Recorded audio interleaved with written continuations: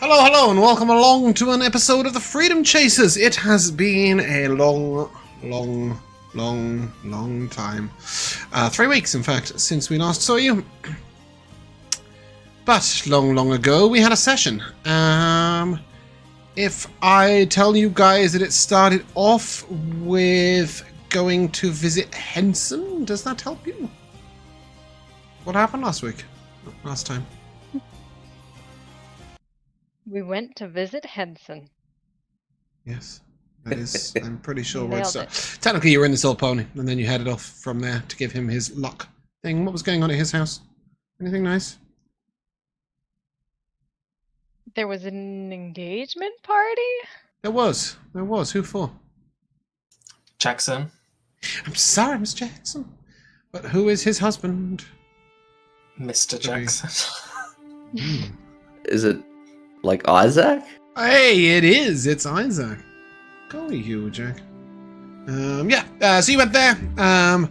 He let Weary buy his horse at half price and gave you guys some gold, as promised, and then you guys went to seek out Jailoco. Well, where was Jailoco and why?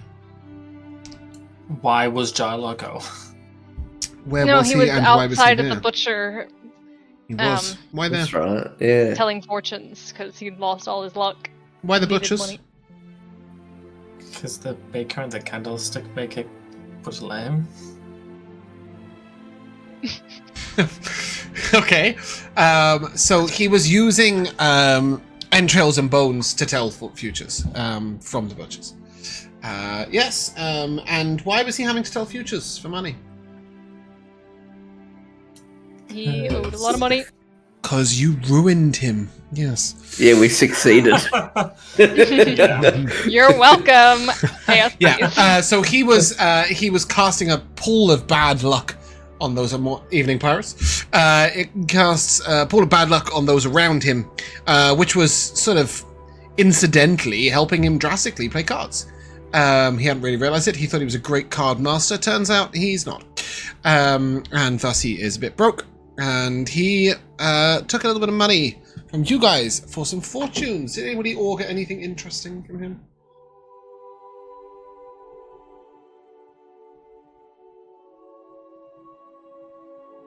I will tell you that the one thing that was perhaps of note, in my personal opinion, was that you were told quite specifically that there was no way out of Weary's agreement with Seraphina, out of the ritual. Or more specifically, that Zadocus and Nor couldn't help you. Maybe somebody of greater power could, but not them. And then you guys headed off to Ben the Beekeeper's house. Who answered the door? Princess. It was Princess. Well done.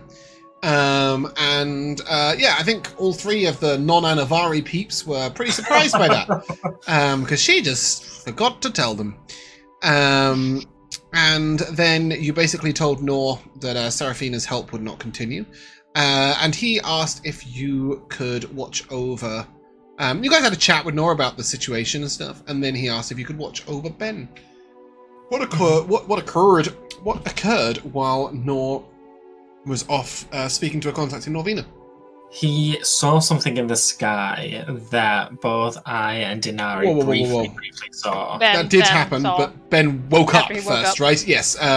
He sort of sat up brightly, sat up sharply, and yes, he did point towards something in the sky. What was it? Ripping time and space. Any better guesses? Stars in the sky during the daylight. Yep. Any particular stars? Andromeda. No. She is a god in our world, but not Cassiopeia. that one. It's like, Not a god in it's our like world. Vela or Vela. Vela, thank you. Yes, Vela, the god of life, or goddess of life. Yep. And you guys then had a chat with Ben and Princess. And you got a bunch of theories for Nor.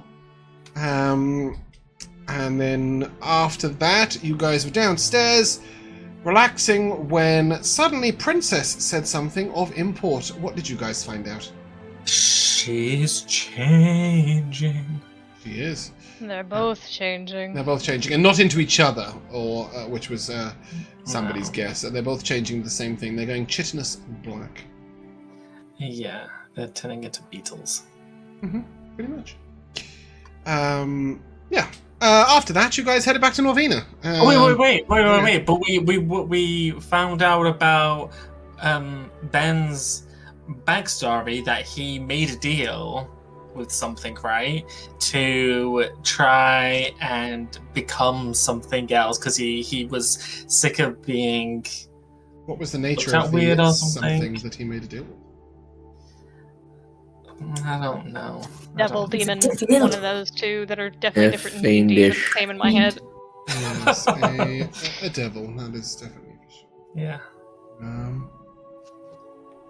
Yeah, and Yes, the devil, and he couldn't picture the devil clearly, remember? Yes, he couldn't remember, and he kept changing. So we thought, or I thought, that maybe he had some kind of glamour on him to prevent people from remembering, so that he can go about Exactly, like changing his form and tricking people, blah blah blah. Yep. Also, Ben was under the impression that his current state Had nothing to do with was the deal, right? He thought how he currently looked was what he got out of the bargain. But I was saying maybe he gave a year of service, tending the hives, that then all died after a year's service, and in return, he was given the ability to change his body himself with magic. Oh, okay. And he was quite adamant that he wasn't changing himself any further, and Nor was quite adamant that it was Ben's magic that was changing him and potentially also changing Princess. One thing I may have not stated, but I want to make sure you guys have as information, is the deal that he made with that person was made under Mount Catra. Let me put you on the map so you can see where Mount Catra is. Oh, that's very specific. That's very helpful. Yes, that is something that I went watching back. I was like, huh, they do not have enough to work with. I have definitely somewhere. Well, right you know, the entrance to Mount Catra is in Catra, so you would go through from there. Oh, the town. In the word, you fucking dickhead. Under the R. Yes, from the town of Catra, they have been mining Mount Catra and also harvesting its other natural resources for a long, long time. So they delved too greedy. Maybe he made a deal with a Balrog. There's a Balrog on Wednesday. Why not a Balrog on Friday too? Total accident. Josh dropped a summoned dead guy on Wednesday into a lake of lava, and I thought, fuck it, I'll have a 90-foot creature leap out the lava with a head with a tongue of flame and shout Way at to him. go, Pippin. Yeah, exactly. Anyway, yes, you guys then returned to Norvina, got ready for a journey to Zadakis' tower. And just to clarify, we have William riding Whisper, Anivari riding Atreides, Weary riding Big Smoke? Yeah, Big Smoke. Big fucking Smoke that you bought that you had been using on loan from Henson. I swear you were like, his name is Cloud. But then you were like, I don't remember that. So that's why I was like, alright, Cloud's what's another Cloud? Big Smoke. Cool. Yeah, maybe that could be fine. And Dinari is driving a wagon with a draft horse. Is that correct? Fantastic. What a nice little group. And then from there, you guys head a little bit west, potentially for an hour or so. And then decided to pop up a cottage with your cottage chest. And at that point, you guys went and sat in the living room and gathered together for a meal. Nobody was particularly comfortable with it. Dinari used some of the tea that Seraphina gave her. And we left off sort of at the table. And you'll never guess what I've got. Here's your cottage. Hey. Oh, look at it. It is what it says on the tin. It is exactly what it says on the tin, except we can go inside. Isn't that exciting? The wonders of technology. Hey. So, as you sit in the living room, it apparently is 10 to 2. Do you know that that's the most common time on clocks in the world? Apparently, it's also owned there by you the 3 bears. Yeah, so basically, a lot of shops and stuff and different pieces of art always make the time 10 to 2 because it's the most visually appealing way of displaying hands on the clock. And that's so common that AI art can almost never generate a clock with anything else on the face because of how it's been machine learned. Michaela told me that, and I thought it was interesting, so I thought I'd share it with you. Congratulations. Anyway, back to the point. You're sitting here enjoying a nice cup of homely tea. And I want to know, just to put you on the spot completely, Bumpkin, I want to know, what is the flavour of Dinari's homely tea? What does that consist of? Oh, that's interesting. I almost imagine it to be very cinnamony. Like it's still a very nice homely tea that'll get you all, nice and warm and sleepy, but it's got that a little bit of a spice, like a kick to it, and it's that cinnamon punch. Probably. Yeah, I mean, it makes sense, right? Tieflings are fiery creatures. That is the warmth of home. And yeah, as you guys I'd like to know, there's a sofa and 2 armchairs. Now, I know you're all going to rush to state that you are on the armchairs, but do we think that anybody might have made cozy on a sofa? No, I would have jumped on the couch. Oh yeah, Weary's on the couch? Who's on the couch with Weary? Yeah. I would be thinking. I'll take the couch. Great, I know we've got 4 lone wolves, or 3 lone wolves, and one person seeking any sort of pack whatsoever. Really.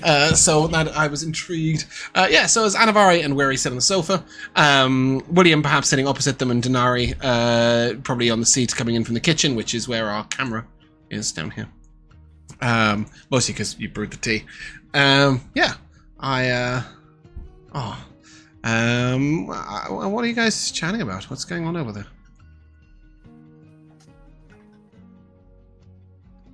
I guess I just want to quickly put it out there. I'll pop the question out.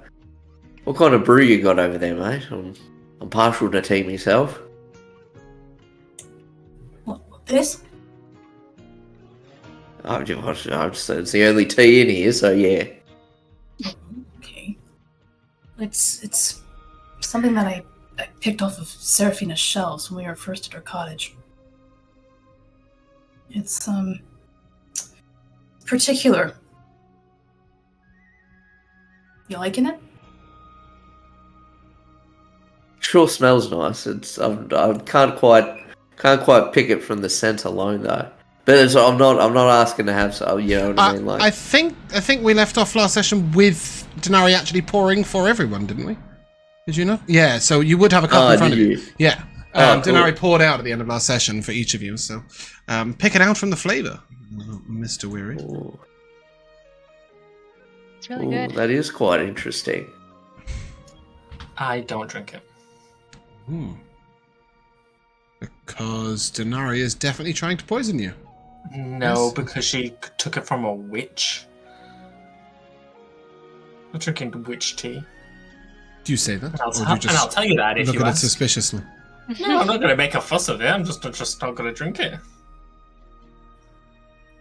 Yeah, no, I mean it's there if you want it.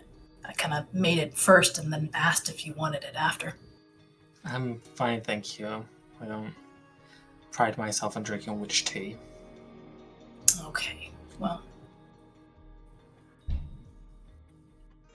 Oh, I see some nods from Weary. That's a good brew. Good. That's exotic. I'm partial to a jasmine myself with a green base, but you know. Didn't you just discover tea like a while ago? Or like a taste for it?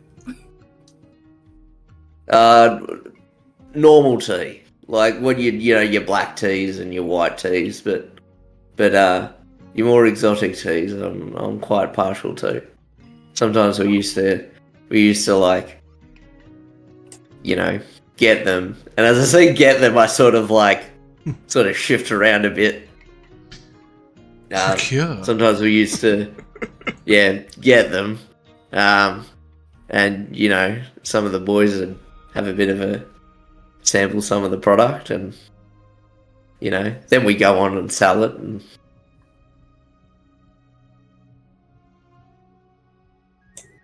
Well, I'm glad it's to your liking. Took my family years to kind of hone this brew in. is it to your liking? Serafina. Yeah. Sorry, Laura, that's- can you repeat that? I thought you got this from Serafina. I did. Why I'm calling it peculiar. I don't know how she got it. She seemed to know a lot about all of us. Sorry, William, go ahead. Oh, I was just gonna say, your family is known for brewing tea. No. It's not a.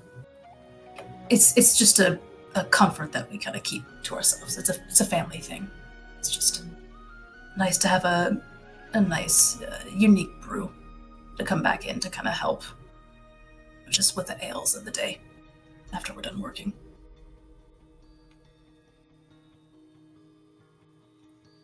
Sorry, it's clicked. I was tapping back in and I didn't realize I had the mouse down. Ignore me. Carry on, please.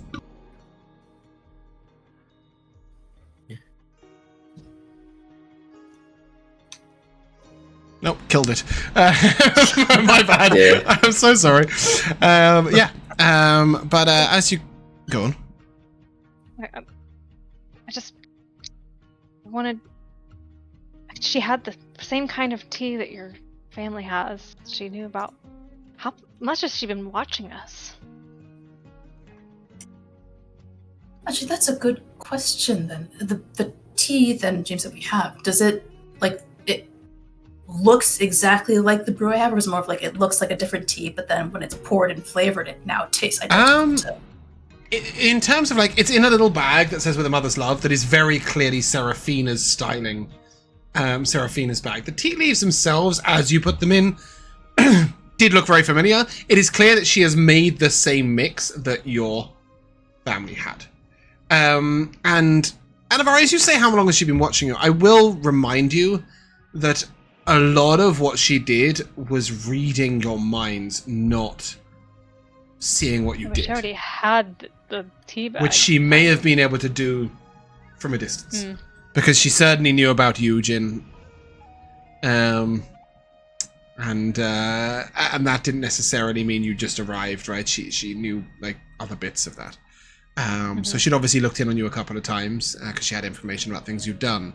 But it is very clear to you all at this point that she had at least some measure of mind reading abilities at a distance.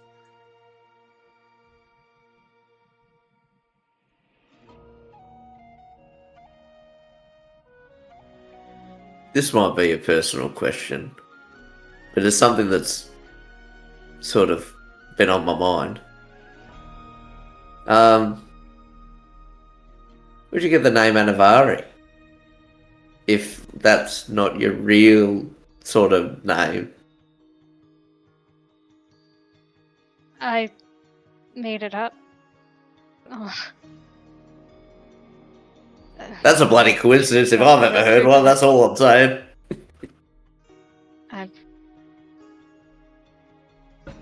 Yeah, sorry. I made it up. It just happened to be right in the... Well, you would know that there aren't that many suffixes. Is that the right one? The end one? Yeah, suffixes. In the Tiefling language for female names. So it wasn't that much of a stretch that they would end up with a similar sounding end of their name. Given, it really could have been Ari, Iri, or maybe Ia. And that is about it. She could have been Anivari, she could have been Anivaria, or she could have been Anivari. That really was about as far as it could go. I'll change it now, okay. Anya. That won't get confusing at all. Could I be Dinari? You are not changing it at all. If you change it, I will call you Kenna. That's all there is to it. But yes, you would know that it's a little bit of a tieflings aren't that common, and so they don't need a huge variety of naming techniques. All right.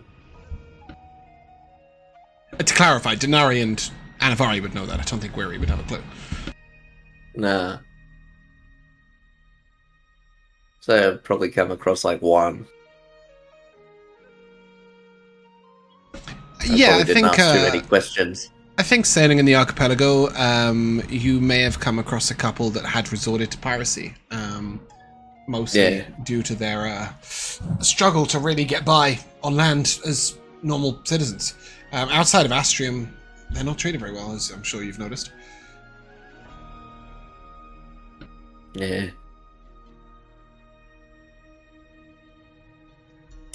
You sure did your research. Who, mate? No. Jin. Oh. Well, I wanted it to be at least somewhat believable. Speaking of, though, why are you still wearing that mask in here? There's no one around but us.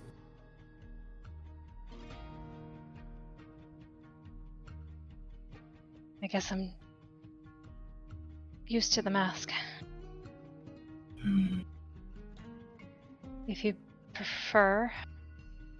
Well, it's not what I prefer. It's just, I don't know. If I were wearing a mask all the time, I thought I'd be, itching to take it off the second I could.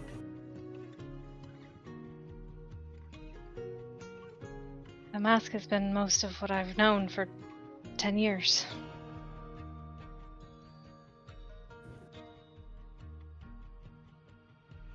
The point still stands. Look, you do what you want. I'll probably sit for a moment and then change into my usual, normal changeling form. Completely unnormal and never used. But, yes. We can do that. I don't think we have an actual base art. I've got a token for you. But I'd have to go I know quite a she long exists way somewhere, into to be our sure, archives. I don't think I did. I think I did There's this. a handout. Oh, that is a handout. Right. Okay, never mind. I thought it was a. I thought that was a token. I'll put it up there so I'm not confused. Yeah. She turns into this lovely lass. Now that you've shed your mask, as one might say, or you've reverted to that form, if I might ask, sort of over the table, how does Jin feel in that moment? It's you kind of like feeling naked. Very vulnerable. Interesting.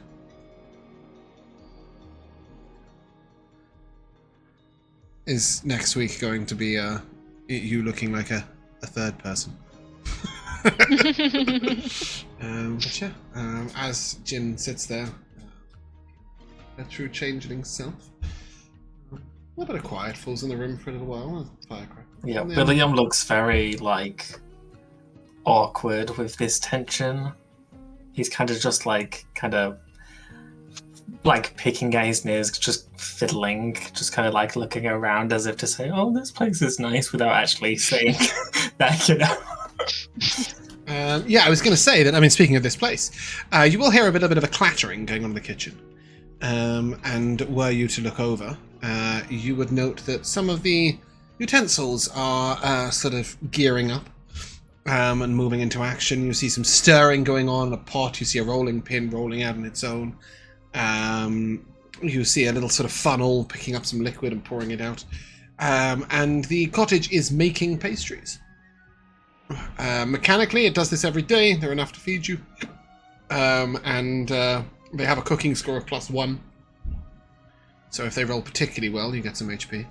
but they're enough nourishment to tide you by.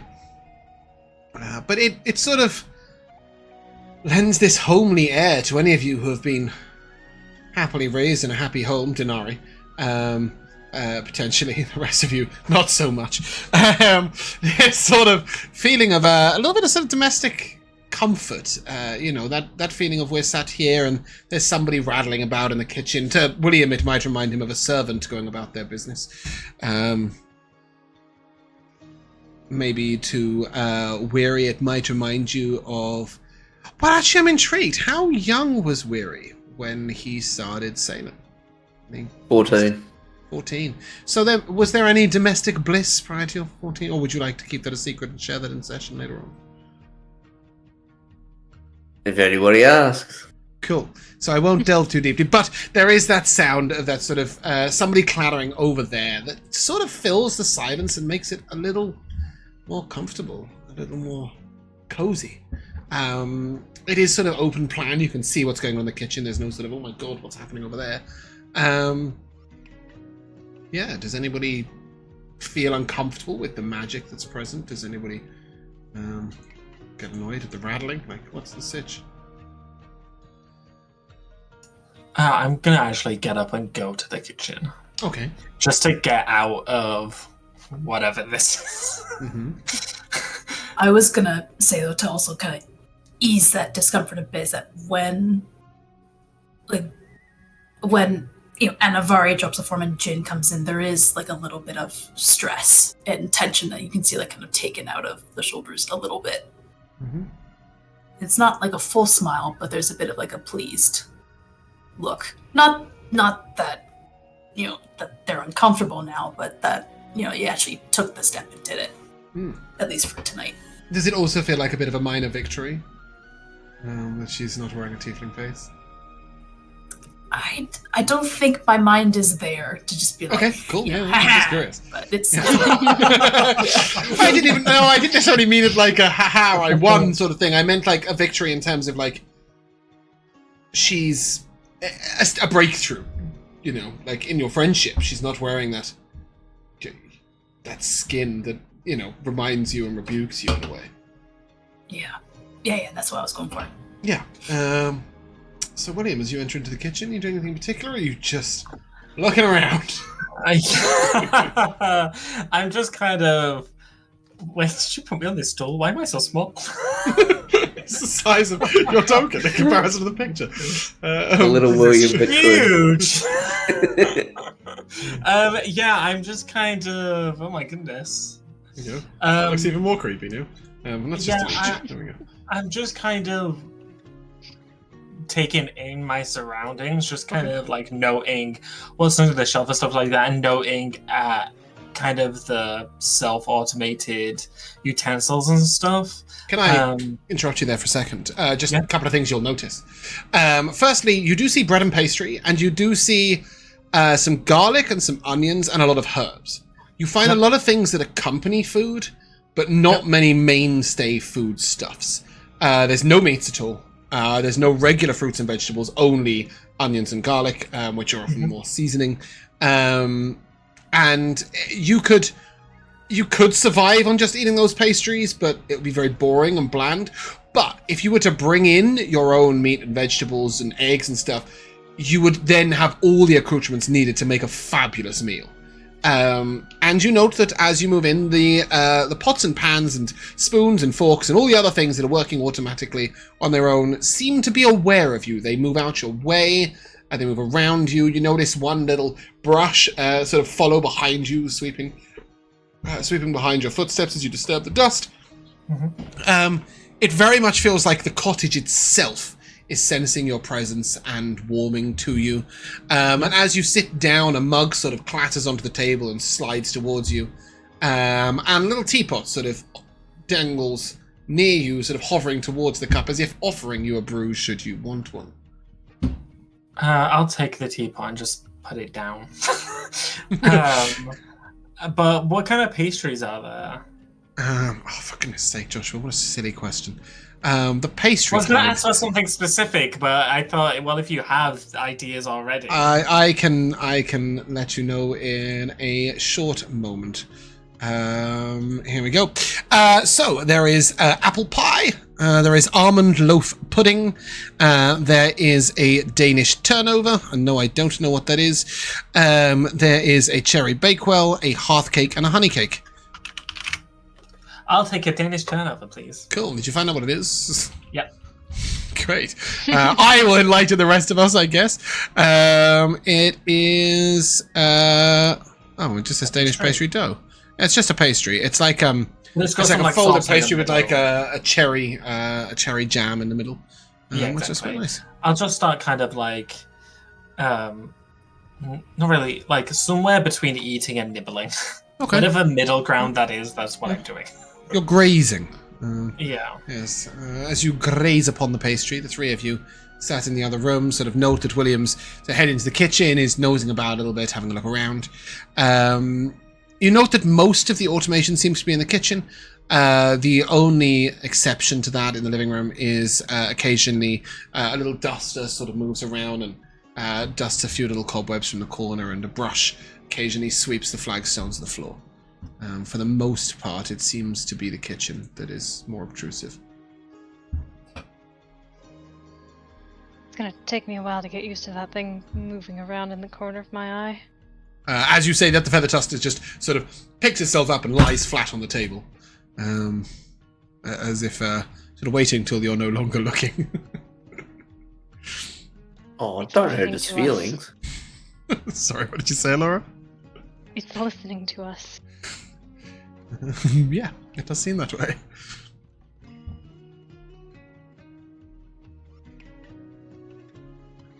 Cool. As Feather evening... duster kind of gives me Go on. the feather duster kind of gives me the creeps, but the cottage is nice. Good. As the evening passes with you guys, sort of a little bit of small talk, getting used to the cottage, having a look around. I'm assuming you've each gone and claimed a bedroom. They are all identical. And no, I don't have art because you can decorate them later on and make them your own way, but they basically are dressed. That's not the word I'm looking for. They're set up. That'll do. Furbished. Furnished, yes. Like a standard sort of inn room. There's a single bed in one corner. There's a chest at the bottom of the bed. There's a little ewer with a wash basin. And you will note if any of you go over and put your hand a little too close, it starts to fill up with water. Fresh, clean water. There is a small tub in the corner that you could potentially use to wash in. That doesn't fill up no matter how many times you prod it and poke it. There's a little chamber pot in the corner. And then there is a sort of half closet. It's not like a walk-in area. It's a sort of large armoire, I guess, that you can hang things in.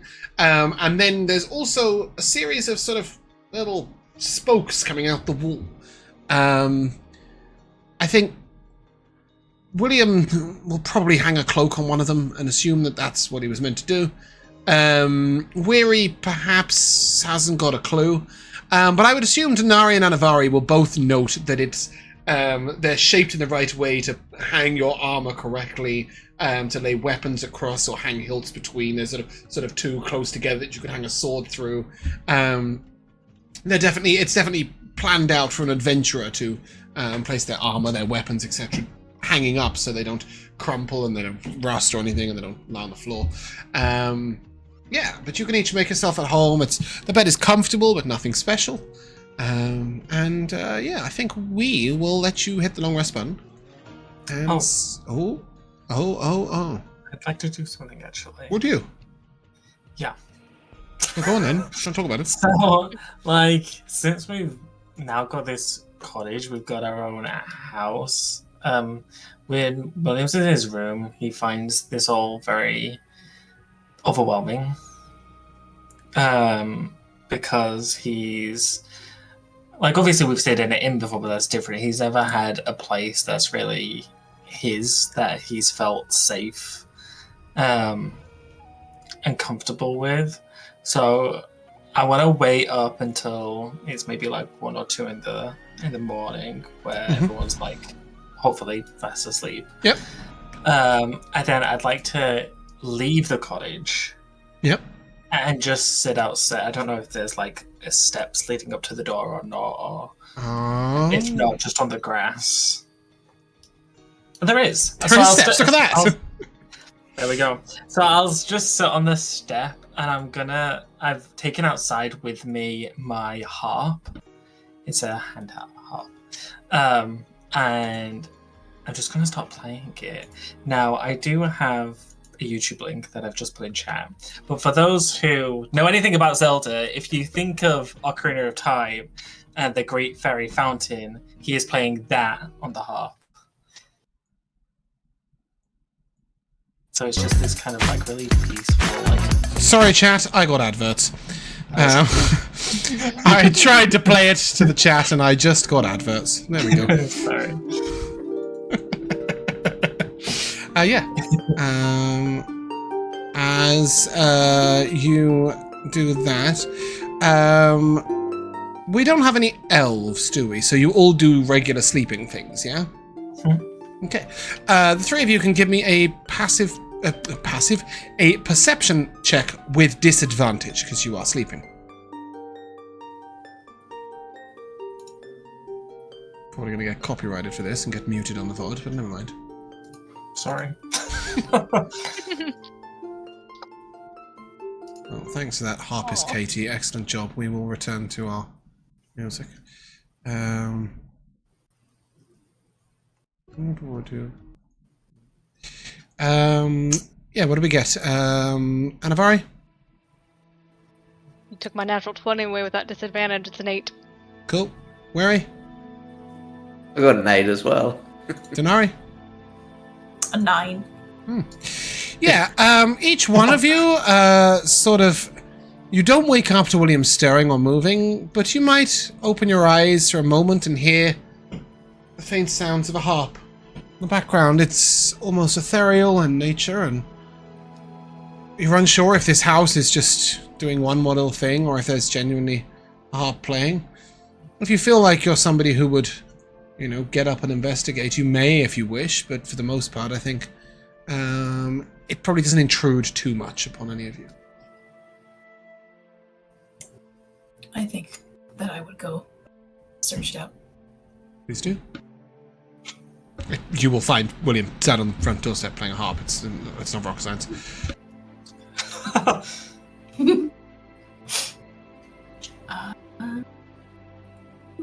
I don't know if I should do this stealthily or not, but I wonder if I would be coming up behind him if William would actually notice me. My big question to that is, William, did you shut the door behind you? I would have, yes, but I think I'm probably very lost in playing. So if you shut the door behind you, Dinari can sneak right up to the door, but then would need to open the door to see what was going on. And that sound will definitely trigger. Like, William will hear the door open right behind him. And I suppose until you get to the door, Dinari, you don't know who it is sat on the doorstep. For all you know, it's Serafina. Sat on the doorstep playing a harp. She wishes she could play this good. She wouldn't need to use her hand. She just point at the harp and tell it to play itself. How lazy. So yeah, Dinari, somebody's playing on the doorstep, but you don't know who. I guess it's William. No.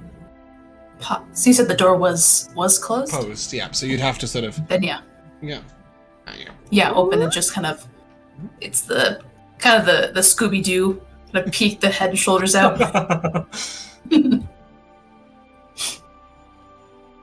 Yeah, William, you hear the door open behind you. Dinari, you see William playing. Continue playing. Mm-hmm. Cool. Don't take much notice. I will literally walk up. Just are you sitting out on the? Yeah, I'm sound the step. Yeah, then I am. Like my knees are on your shoulders. I'm just like straight up behind you, and looking down over you. I will stop playing. Not abruptly, like I will fade out. And I will look up at you and then put my head back down. Can I help you? I didn't mean to piss you off with the tea. you didn't. I just don't think we should really be ingesting things from a crazy old bitch. But if you want to, then that's your prerogative.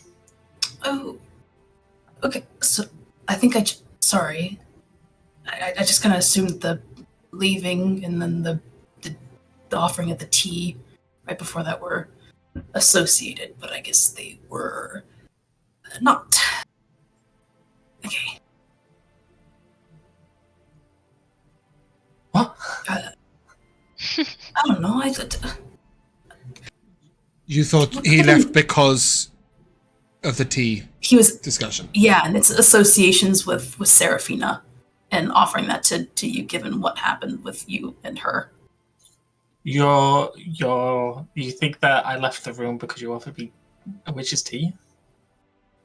Well, just a wish's tea. Are you really gonna make me say it out loud? I left the room because I thought we were 2 sips away from a catfight, and whilst I'm sure that would be entertaining, I would rather not be around a domestic. Oh, we're gonna fight? Who's gonna fight? You and Anivari? Why? I mean, Why? Really? Do you not feel it? Do you not see it? I mean, you basically practically berated her into changing her form into a form that she doesn't even use. okay. It sounds like I got someone else that I really then need to go and apologize to. Do I really come off that stern and angry and mean all the time? I was happy for her. Well, I don't. At this point, I stand up so that we're face to face. Not in like an aggressive way or anything, but just because I don't want to like crane my neck. Yeah, I think it's fair to say at this point, you're probably being aware of the others. You might close the door and take a little walk away. Just a reminder, you guys are a little away from the shore of the lake. It's a nice place to wander. Yeah. As we walk then, I'll just say, well, yeah, I mean, don't... I'm surprised you don't... I mean, you're the person acting like it. Do you really not hear how you sound sometimes? I mean, I don't know if Anivari took it that way, but I mean, you were telling her to take off her mask. I mean, that's not exactly... it's just... It was weird. I was just trying to make a reference back to what I said before about how I want to know her. I don't want to know Anivari anymore. I was trying to be encouraging. I guess I really dropped the ball. Well, maybe you were. I mean, you'll have to speak to Anivari about it. I don't know if she feels the same, but it just felt very tense. And like I said, I didn't really want to be in the middle of the domestic, so I just went to the kitchen and got a pastry. Danish turnover, they're pretty nice. Although not Danish, because Danish isn't a thing in this world. An Elvish turnover, they're really nice. Okay, well then I guess I'll have an apology to you again for, I guess, making you uncomfortable, but for a different reason. Thanks, I appreciate it. Did I wake you? I'm sorry if I did. No, it's. I mean, I'm still a bit of a heavy sleeper, but I'm a bit hardwired to wake up pretty quickly to, outside, noises and things. Mysterious harp playing. Yeah, a little bit. I mean, it's not out of the norm given the fact that most other things in this house can move around and do things on their own, but yeah, it's instinct for me to still just kind of go out and take a look, just make sure things are okay. Sure. Pretty powerful magic, though, to have things be automated like this and to have the magic lasting so long. Whoever created this home was clearly very advanced. I had this lovely image. It isn't the case, but I had this really lovely image that maybe the curtains had parted and the feather duster was peeking out. But it isn't something. It isn't happening. No, it isn't happening at all. In fact, you would have noticed, William, coming downstairs, and Dinari later, that all the household implements had stopped when you guys went up to the bedrooms. Mostly just to keep the noise down, you would assume. They stopped their automation. But yes, William, you're correct. You would know that whilst it's not that crazy to have, a broom clean the house on its own, in fact, that's probably something you witnessed in noble houses back at home, the awareness to offer you a tea when you sat, to produce pastries when people are there, but not when they're not. And also on top of that, as you say, for the magic to last so well and so long, it is clearly very powerful magic. Yeah, a lot of these magical things are pretty ironic. It's they're calling it a cottage chest, and that's a home, but I don't know what makes a home is the act of maintaining it and also working in it. This entire place is automated. Odd. I mean, it sounds good to me. I don't really want to spend my time sweeping. I mean, yeah, there are some things that we have to do in life that we don't enjoy, but still, part of being a sustainable adult. Sure, but if you could avoid it, why wouldn't you?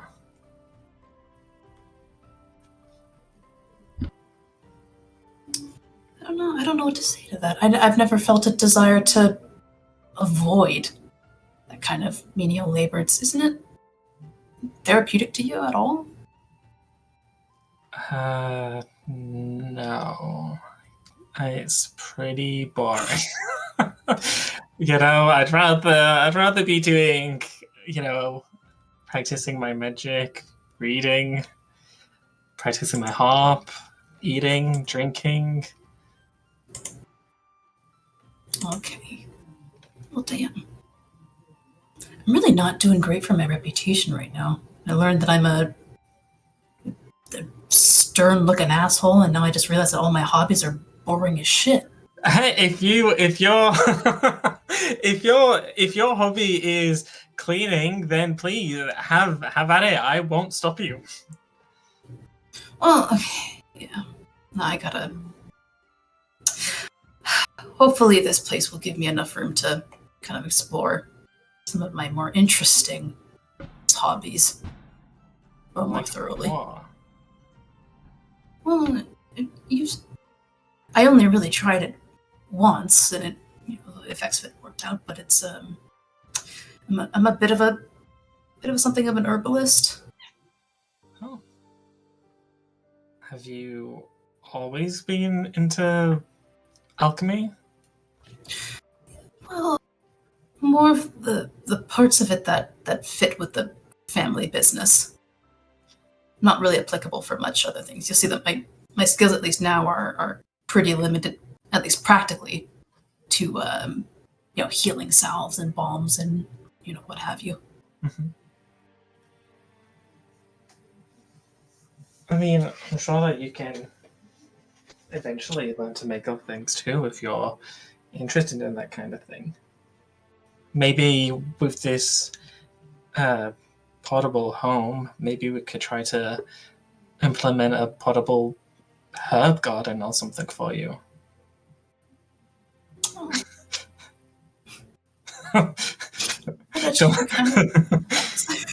You offer them a bastion, they all turn around and say no, and then suddenly they're like, maybe we could make it an alchemy lab and a herb garden. Like a bastion. No, you would realise quite quickly, Dinari, thinking back, that there is a bit of a space in the kitchen near the sinks that you could easily do a little bit of alchemy without really disturbing much. The portable herb garden might have to wait for another day. We'll have to find that advanced magic user first. Indeed. Yeah. Two of you. Go on. No, just saying that would be kind of nice.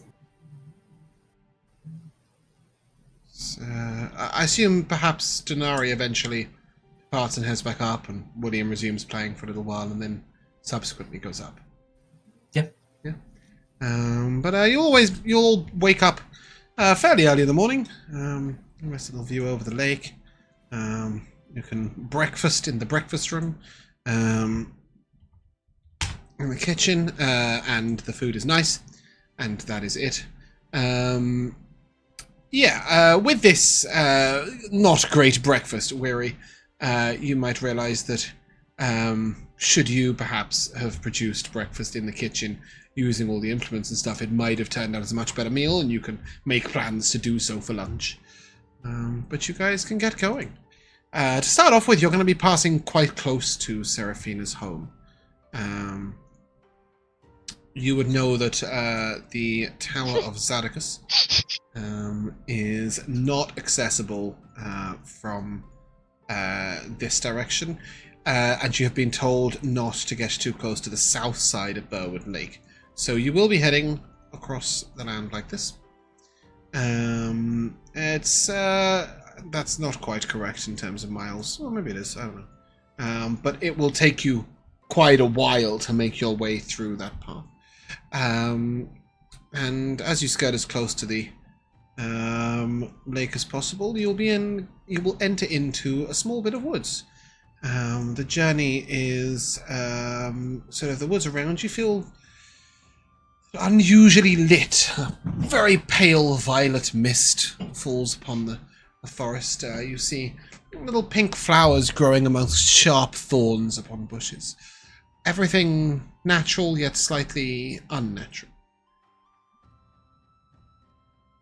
There is wide enough space for you to ride, though for the most part you are in single file, probably 2 forward, 2 back, either side of the wagon.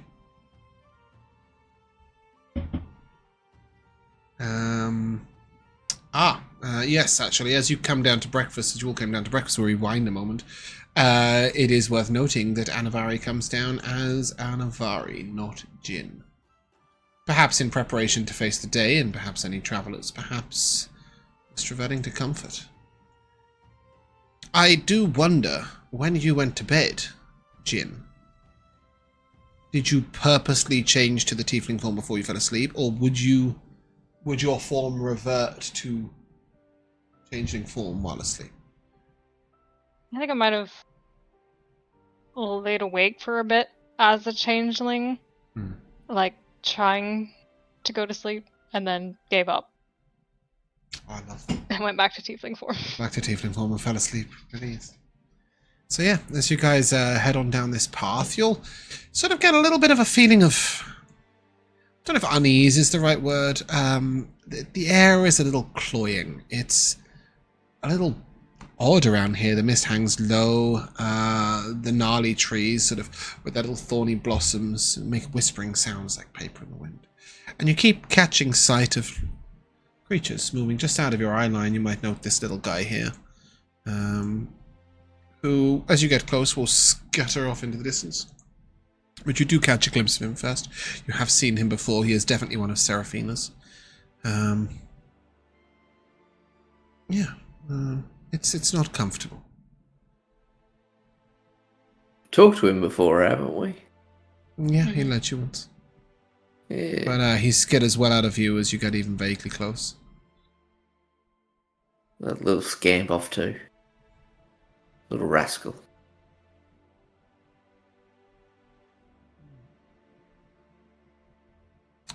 Can I take a perception check, please, from... Can you all cast spells at this point apart from Dinari? You can, right? So I'll take a perception check from everybody that isn't Dinari.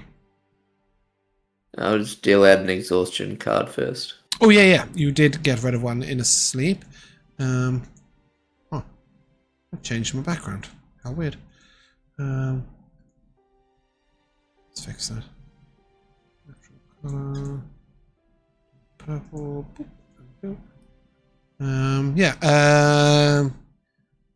Perception check from everybody other than Dinari, please. 14.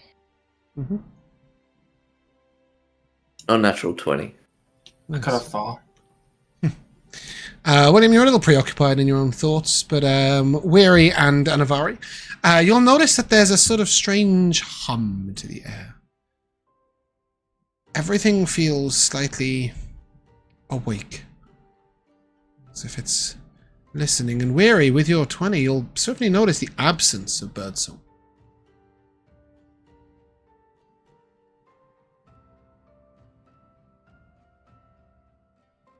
Not even Seraphina's crows? No birdsong at all. As you look around in the forest, you don't see any birds either. I'm gonna glance around at the horses, because the treaties is usually fine. But I don't know. We have 2 new horses in the party, and Whisper's been with us a little bit, but he's seen some stuff. They seem very, very at ease. A couple of times they stop and nose a little mushroom, take a bite of the grass. But you see, like, their ears are back. They're sort of like, occasionally like a little nod around, a little shrug. They seem really comfortable, more comfortable perhaps even than they should be. I'm probably sitting on my carriage being like, oh my god, I'm fucking killing it right now. This is awesome. Love that. And yeah, I mean, as you guys move along, it does... Every bit of nature here is rife. You don't hear any birdsong, but the plants you see are really, blossoming and blooming. All the flowers are out in full. And when you do see other creatures, you see a very plump squirrel. At one point you catch sight of a fox who seems to move almost as if, leaping and gallivanting, not walking in any sort of natural way, but springing about as if playing. And for just one moment, you catch sight of a golden-eyed deer moving through the woods.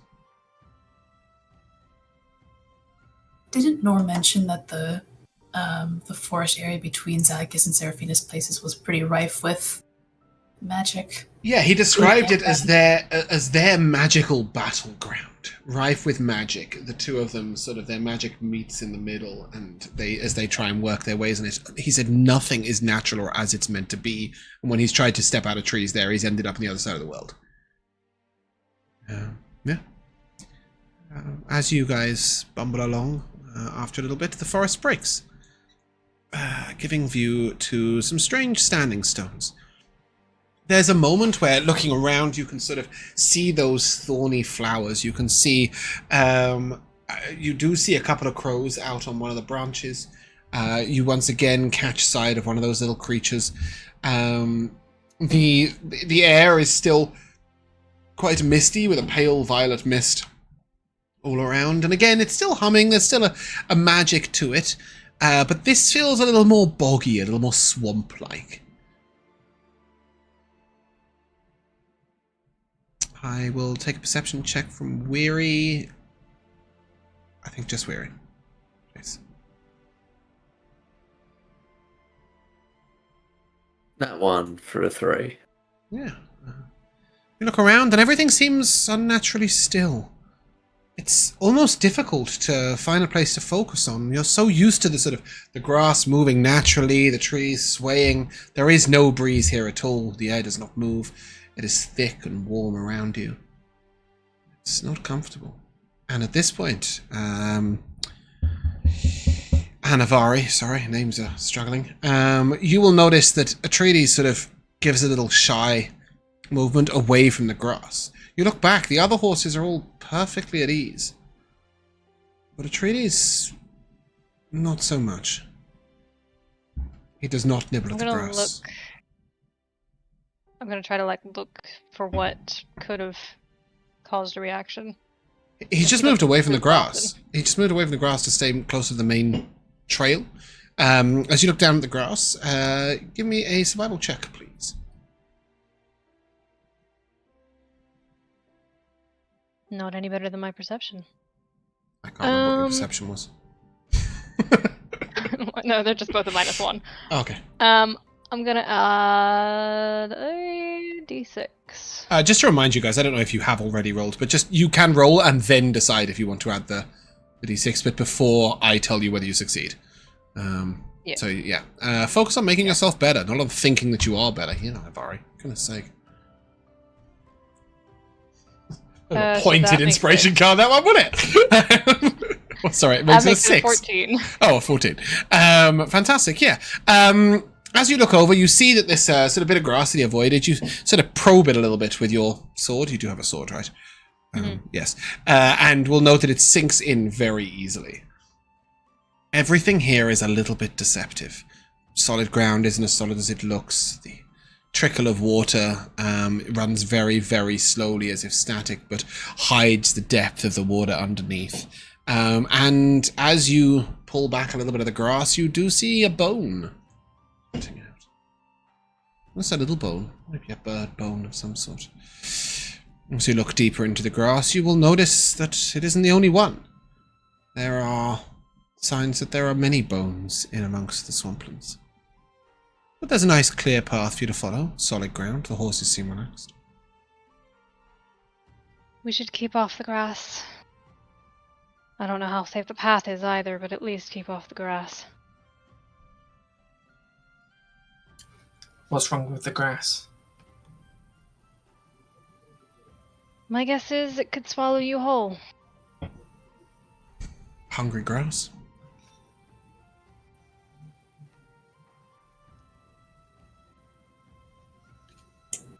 Try to get a grip on Big Smoke. Yeah. I will actually take an animal handling check from Dinari and Weary, please. Dinari with advantage because the horse doesn't want to pull the wagon onto the grass automatically.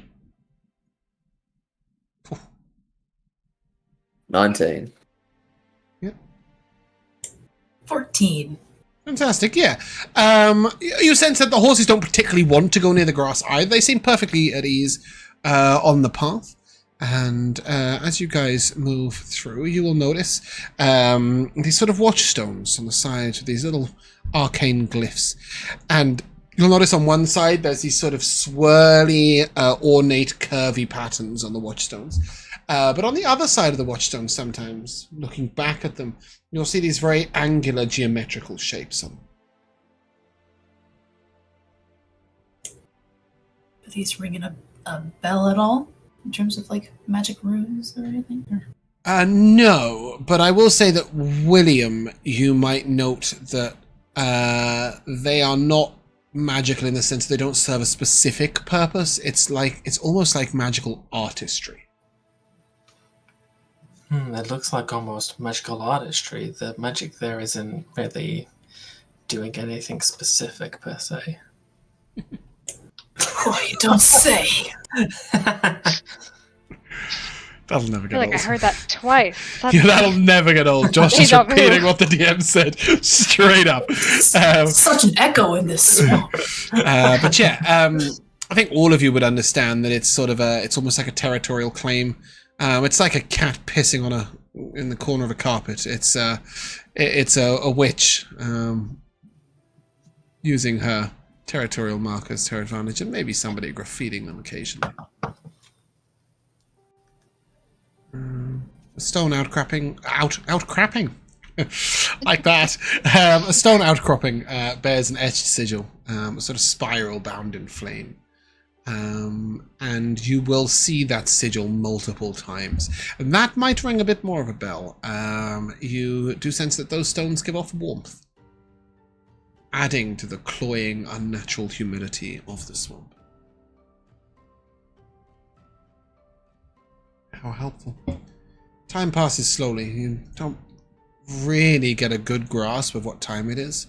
It feels like you've been here for hours, and yet the sun is still high up in the sky. It's probably barely past late morning. Weary. Tim will come and land on your shoulder, and you sense a brief sort of shiver go through him. As if sort of like almost like shrugging off the goosebumps. And he just squawks loudly in your ear and pecks at the back of your head to tell you to get on with it. But you get the impression that he couldn't find a comfortable place to perch within the swamp. Everywhere felt a bit wrong. He was a bit tired on the wing of getting too far ahead and circling all the way back. And, he flies way faster than you guys move. So instead came and landed on you, and you're just a comfortable perch right now. All right, mate. If you want to stick close, stick close. As if just to prove a point, he flies off briefly. He lands on the wagon, dumps a little bit of bird shit on the side of the wagon, and then flies back to your shoulder. As if just to say, I don't need to be near you, I just want to be comfortable. And to prove a point. Appreciate it nonetheless, mate. Not shitting on me for once. But yeah, anything specific from you guys? The next time we pause, you're cleaning this. Yeah, no worries. I'll clean up. God, fucking shitting on my wagon. I don't mind some menial labour. Refreshing to hear. William hears from the back, knows that was aimed at him. But yeah, you guys come to a very strange moment. It's like emerging all of a sudden from a completely different world. And you find yourself standing on a path where on one side there is this sort of gnarled, unnatural, overly wild woods. But on the other side, it's almost too cultivated, too perfect. Everything's almost geometrically shaped. There is a stark contrast between these sort of strange branches with little things hanging from them and unnatural, sort of overly grown flowers, and then these sort of very careful, structured plants on the other side. It is clear you are at the boundary between witch and wizard. As we stop here and take notice, as I see the bird shit on the carriage, on the cart, I'm going to prestidigitation it clean. And nothing happens. As you stand on this boundary, you go to cast prestidigitation and nothing happens. You reach for the rest of your magic and nothing happens.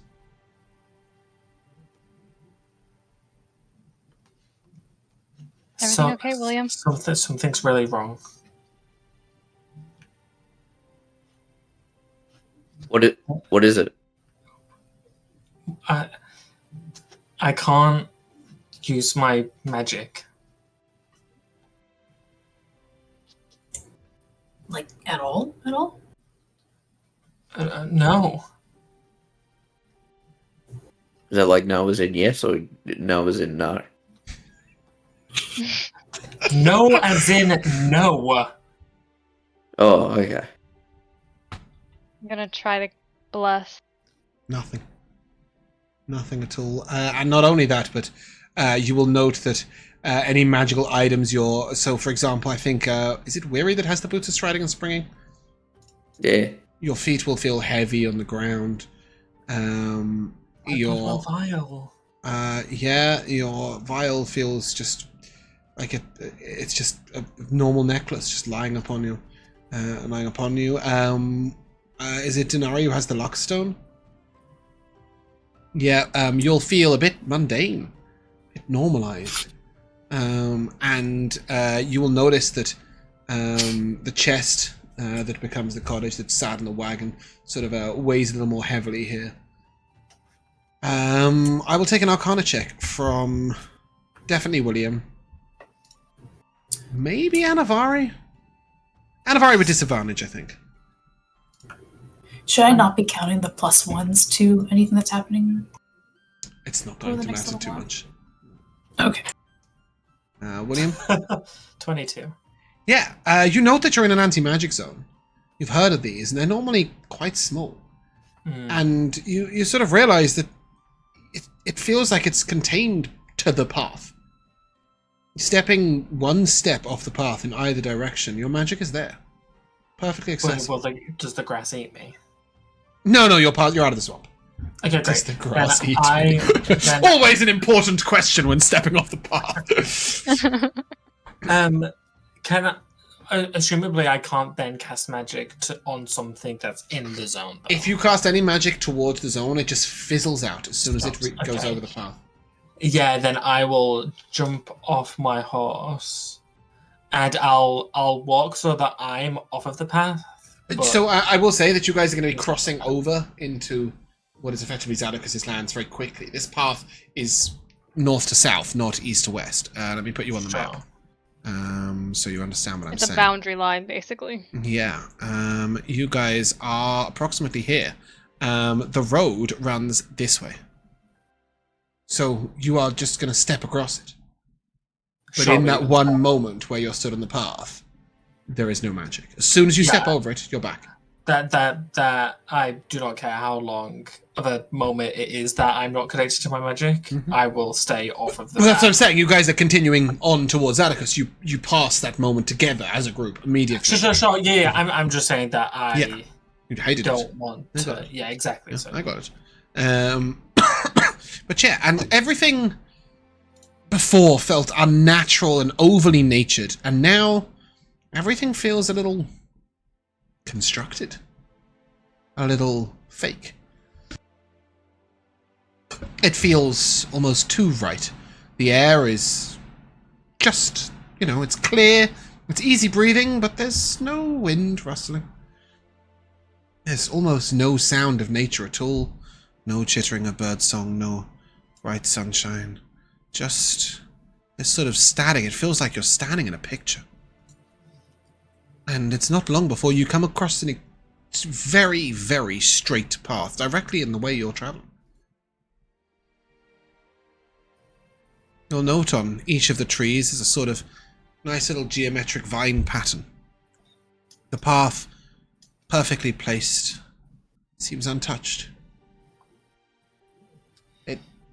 This path is almost pulling you forward. It is very comfortable to walk on, or ride on.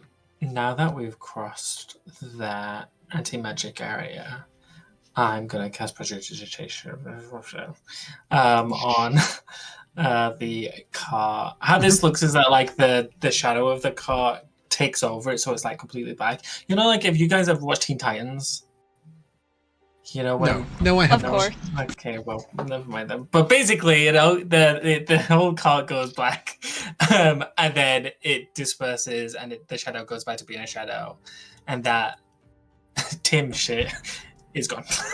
You would notice that Dinari very clearly, and its source. Yeah, I'll give you like a little, not like a glare kind of look, but like you kidding me right now? Kind of look. I shrug knowingly, knowing that I am right. Yeah. Doesn't precipitation also re-soil places as well? It can dirty things up, yeah. Yeah, then I might almost do like a little like snap, look, like. You're gonna put the bird shit back on? Re-shit my cart, please. Yeah. As you're traveling on this very natural path, you are interrupted by a presence on the trail. We are going to put you on the path. As zipping up almost completely out of nowhere, you are approached by a very unusual creature. It is flanked with two further creatures behind it. This creature has sort of like sharp horns going upwards and a long beard, seemingly made entirely of magic. Flanking behind it are two purple creatures that flap their wings. He looks at you and... Where are you going? We're here to speak to Zadokis. You are not there yet. He looks like this, just in case you guys wanted the art. It is in the Roll20 channel. And the two flanking him look like this. You will quickly identify these as devils, fiends. You heard nothing about them being agents of Zadokis or anything, and he stops you and... Perhaps you are, perhaps you aren't, but you carry magic. Yes, lots of it. I think you'll be handing it over. He raises his glaive towards you. I hop off my horse. Approach, magician. Present your magical items and you may depart. I'll take a step forward. You'll get nothing from me, fiend. And I am no magician. I love it when they resist. And with that, he will take a step forward and raise his glaive. And we will take a short break. Right back. Hello, hello, and welcome back to the second half of Freedom Chasers. Well, guys, no surprise. Roll initiative. What?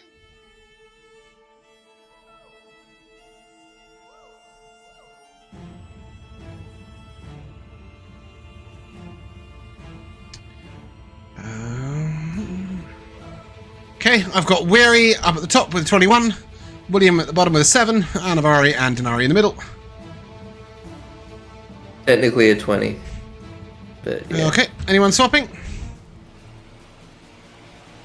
Does either Dinari or Anivari want to go up first? There's no point swapping with Dinari, she's pretty got the same initiative as you. Okay. These kind of things, I kind of feel like they're... Well, they might not be good in darkness. That darkness really helped us last time, I just don't know if we should maybe bump our magic user up there. Yeah, do you want to swap with me, Joe? William? Yeah, we can do. I wasn't planning on casting darkness, but I can. Well, you don't have to, I'm Well, just you got saying. an AoE, right? So you can at least get that off before people get involved and all melee-ish. Sure, if you Yeah. want. I'm Great. happy with that. None of you will go Yeah, first. Oh, why is that not... Oh. Why not? 23.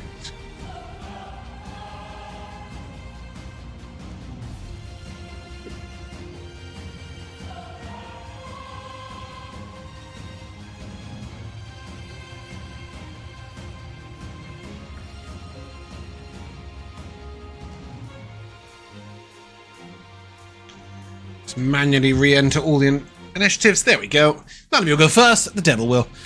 He will move up and he will... you see him sort of go with his glaive at you, Anivari, and while he does, his beard sort of twists off and attempts to wrap around Dinari. Dinari, the beard attack is a natural one. It sort of yanks at you and you are just not affected. And then the glaive comes at you, Anivari, for a 24 to hit. Yep. Okay. You will take 12 slashing damage. And I need you to make a Constitution saving throw, please.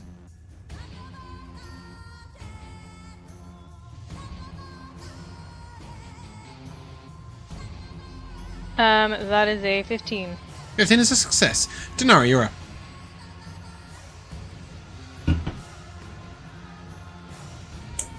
Yo. Yo.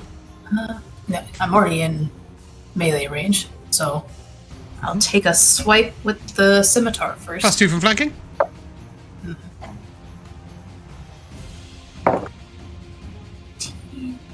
25. Oh, that'll hit. 4 points of slashing. Yeah, okay. And well, it hits. What did you hit him I with? think The I'll- scimitar? Yes. Cool, okay. What does that mastery effect do? It's Nick. You can make. Oh yeah, as that part of the lets you do it attack. as part of the attack action. Yeah, cool. Okay. So another try and hit in with a Storm Herald. Yeah, So with the axe. That is another 25 to hit. that'll hit. Again, not separating out damage types. No, you're fine. Not. Okay. He will take lightning damage in full. Cool. So that is 11 points of damage total. Cool, that's a good hit. He sort of gives you a little smile. Anything else, Dinari? No. William. That's it.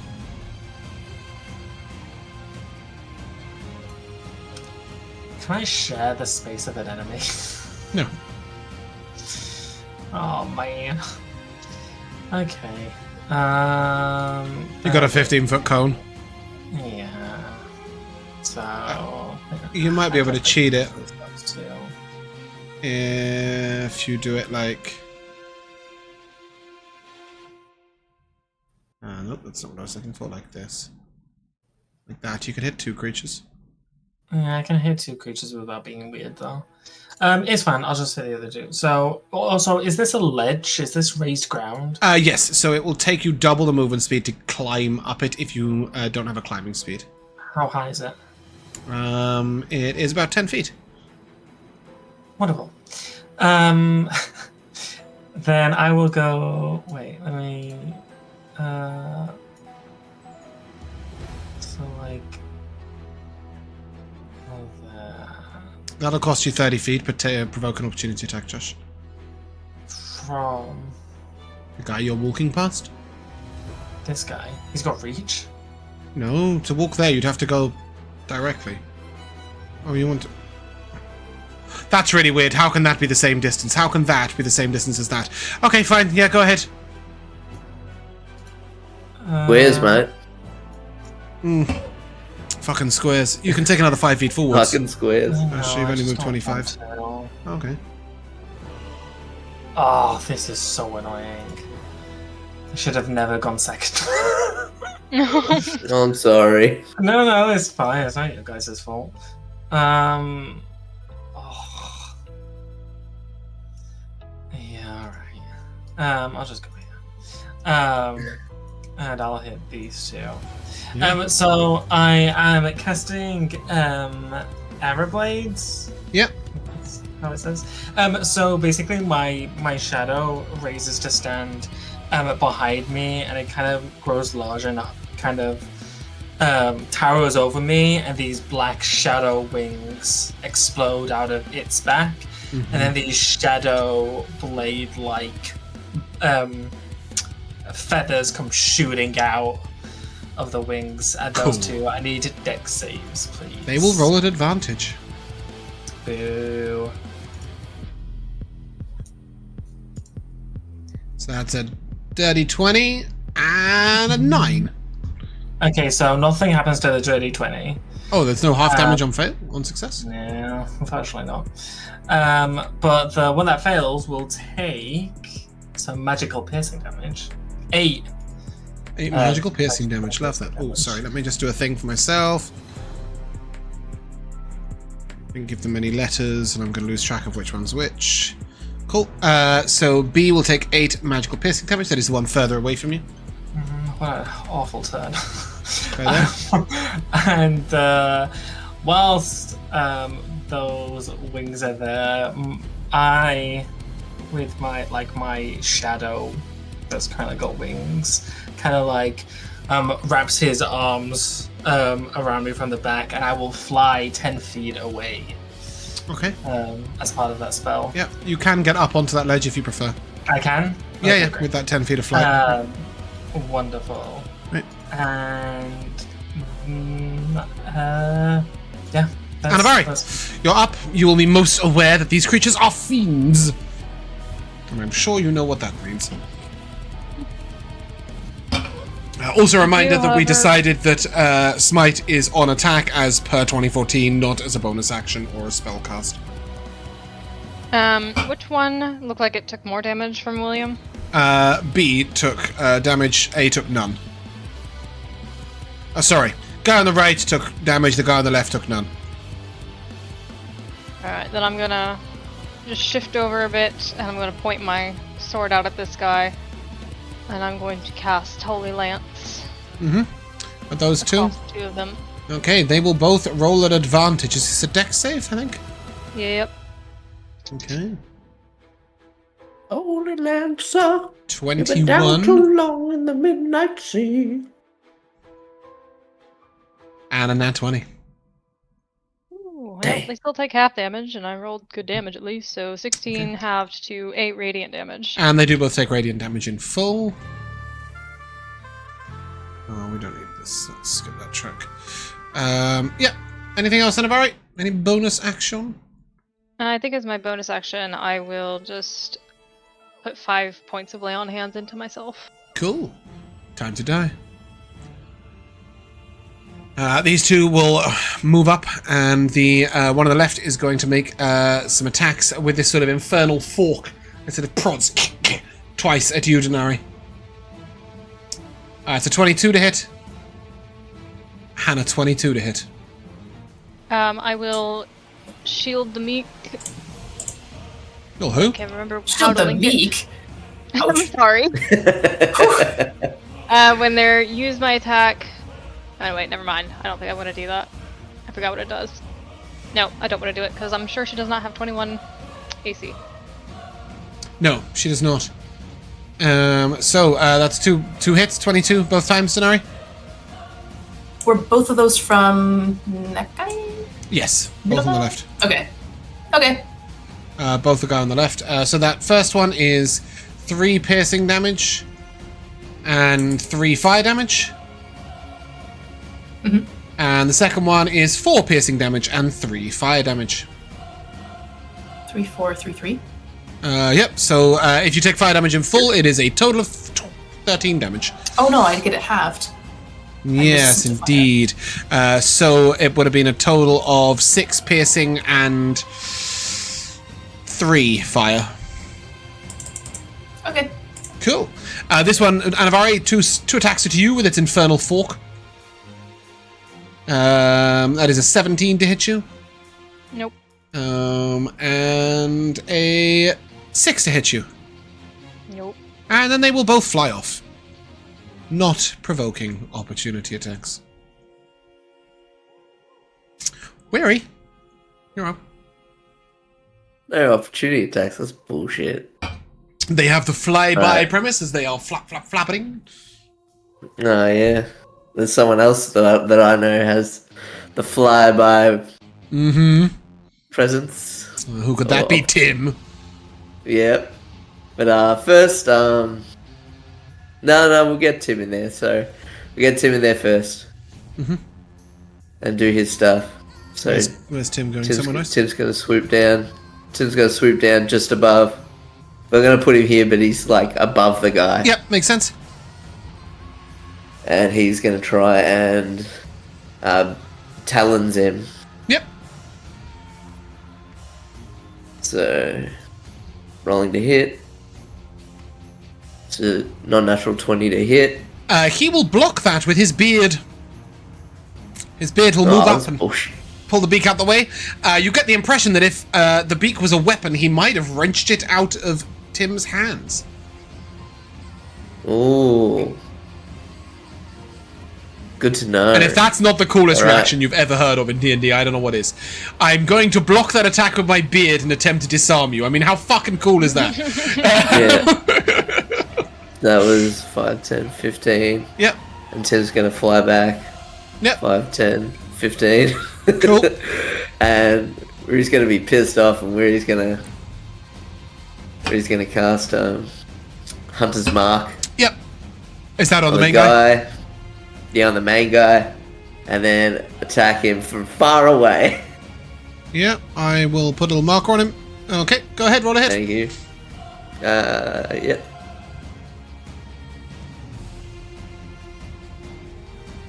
$15 to hit. That's a no. And a sneeze. Yeah, a 15 will miss, I'm afraid. Damn. Bugger. And that's the end of my turn. Cool. That brings us back to him. And once again, he is going to roll this glaive over to you, Anivari. That is a 13 to hit. And then his beard is going to reach out for Dinari. For a 15 to hit.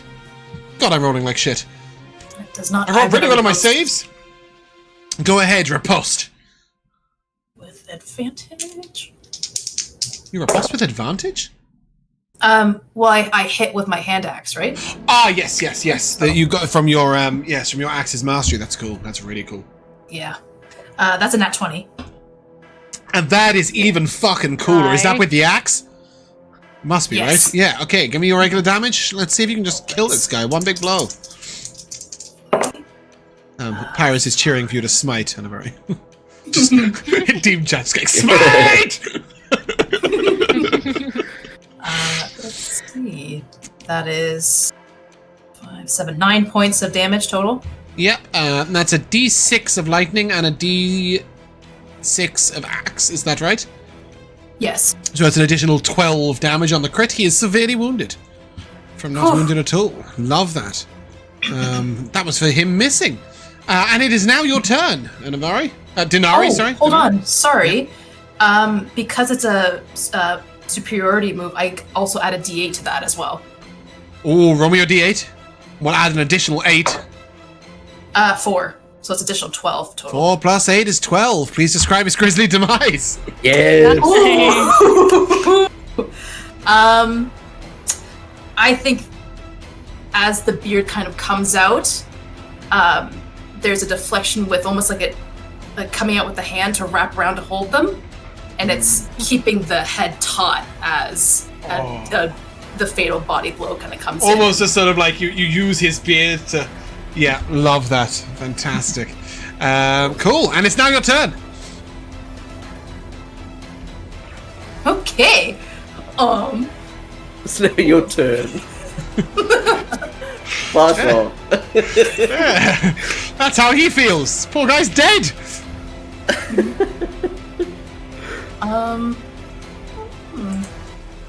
I think I'm going to use an action to kind of...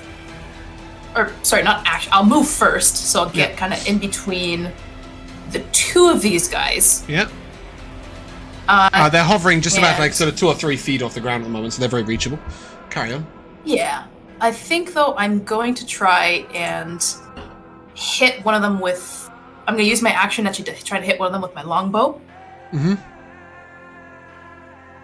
That's going to be...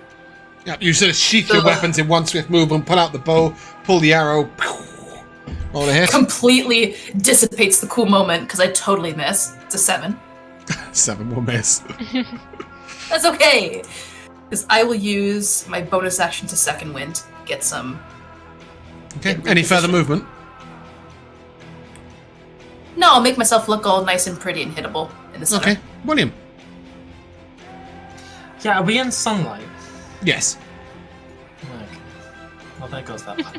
There was a lovely little picture of the bright sunshine just before this battle. I thought it was just like, light. Didn't realize it was sunlight specifically. I know, that pesky yellow ball in the sky. Sometimes it's a light bulb, sometimes it's a sun, you never know. Well, there might be clouds. Got that, Bumpkin. But that's fine. Josh, I hate to disappoint you, but when you're out in the daytime, and the clouds are in front of the sun and it's still bright, you're still in sunshine, even though you can't see the sun. Count that as sunlight. Of course. It is the sun lighting up the day. But it's... Alright.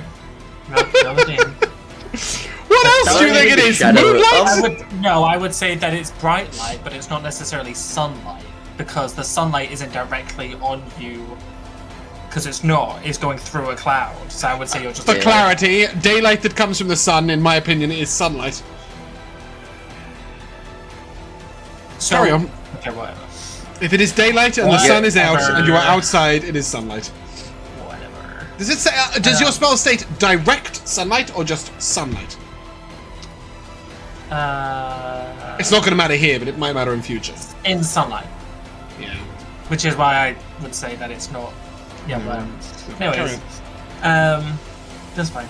I will just... I'll just fire off a fireball. A black shadowy fireball. This guy. Okay, on a hit.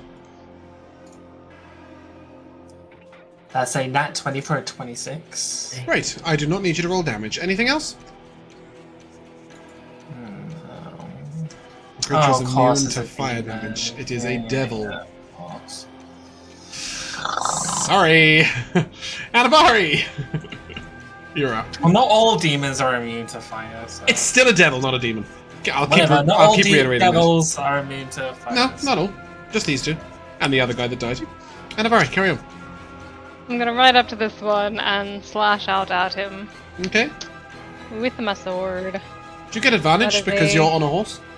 Or is that a mounted Yes, combatant because he thing? is smaller than me, and Okay. I do have mounted combatant. So. Yeah, you do. You do. That is correct. 18. 18 will hit.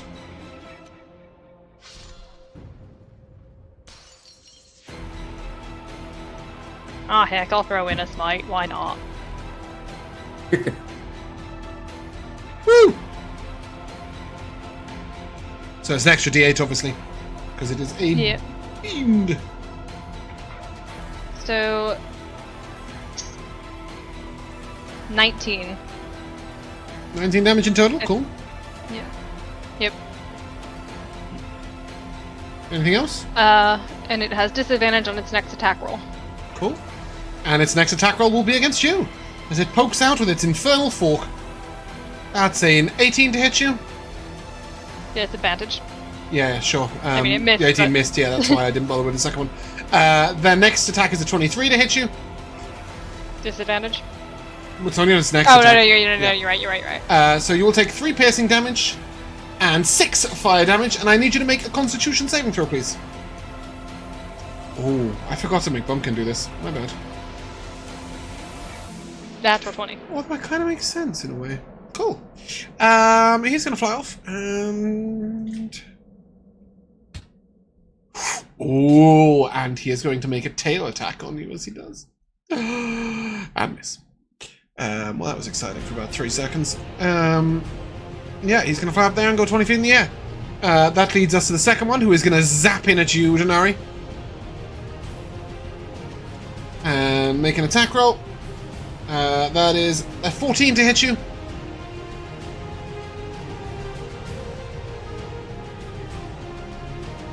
Dinari, 14 to hit you.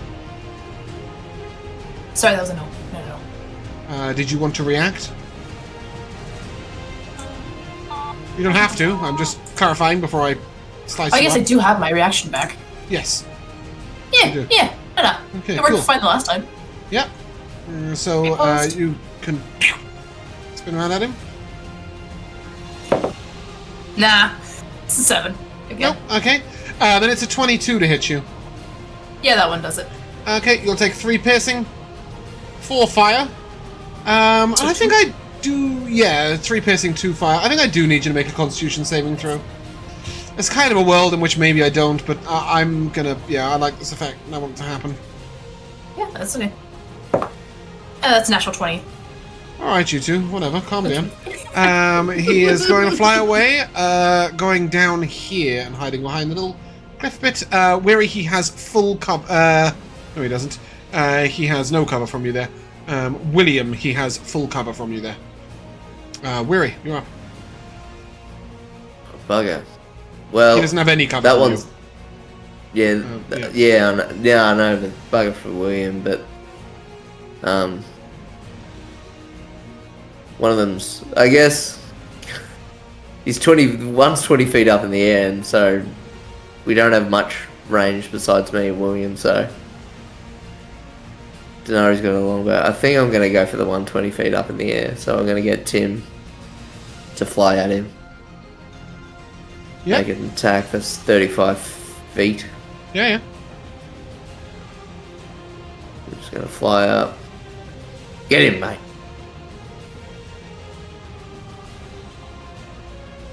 Gonna talons him. It's a nat 20 on. There's so many nat 20s. Oh. Get him, Tim. Get him. Show him what's up.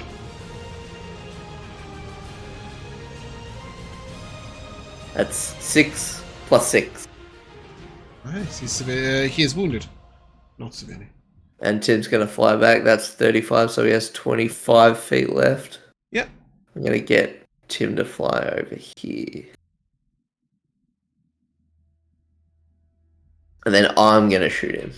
Great. And as a bonus action, oh no, he died. But no, if the thing dies, but how does that work again? How does Hunter's Mark You can work again? transfer your Hunter's Mark as a bonus action. I can, yeah, with a Yep. bonus action. I think it lasts an hour at this point. trans- This is first level. Yeah. I just can't remember if I have to kill it. No, not at all. But yeah, cool. All right, yeah. Transfer my Hunter's Mark, and then I shoot him Yeah, fantastic. for a 26 to hit. Oh, that'll hit. Alright. That's 16 plus 2. So Yeah, 18. your bolt hits him and like pins him back to the tree, and you just see him and just die. The other devil will look up and go, all right, fine, you got us, we're gone. I don't want to go back to the Night Hells. I've got an important job. You let me go. I give you coin. And he holds out a round black coin with red glowing in it. Come on, we make a deal. A deal with the devil. That's me. I don't know If about you the others. don't- I don't. My master will be real angry. Who's your master? Sort of tries to cough 3 or 4 times and... I can't say. Not because I don't want to, I can't. It's contractually obliging. Sorry. Does he live underneath a mountain? Yeah. Nearby. Big mountain. Insight check. Go ahead.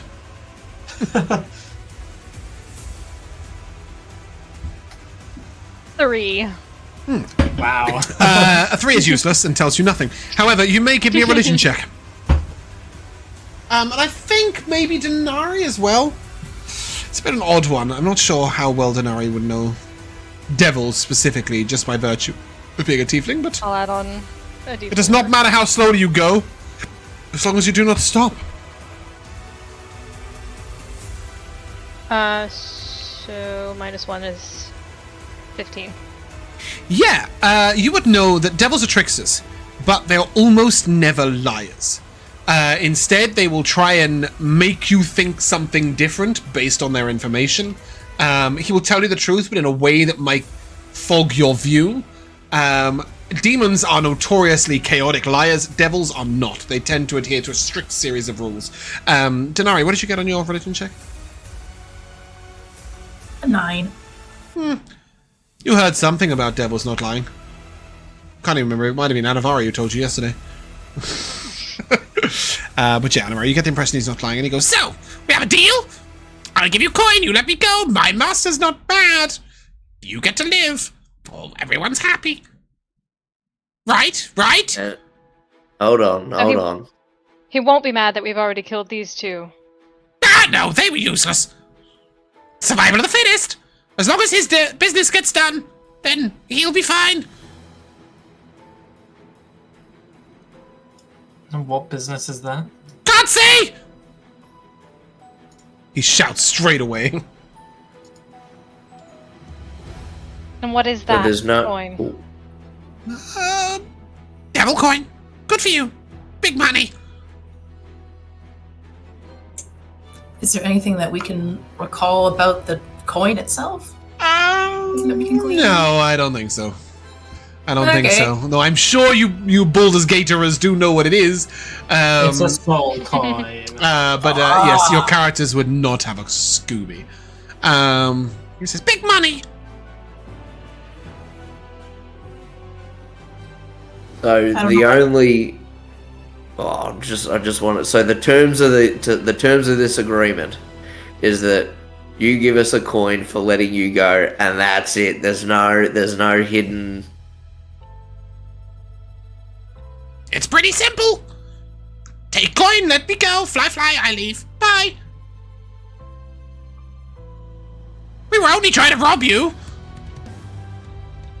That's true. Didn't want to kill you.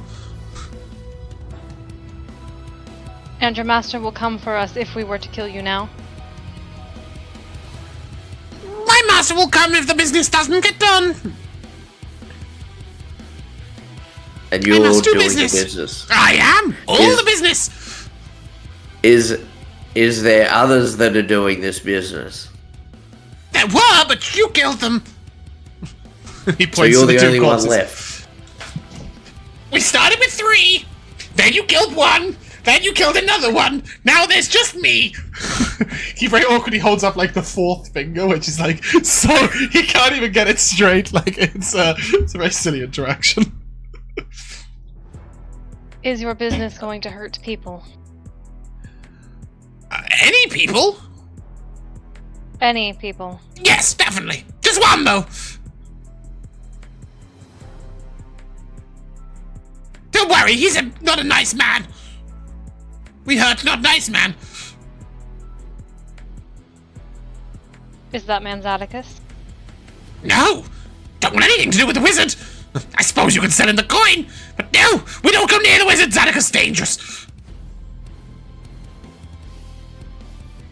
No, we hurt silly merchant! And he's not innocent. No! Not at all! Who orchestrated this business? Was it the master or was it somebody else?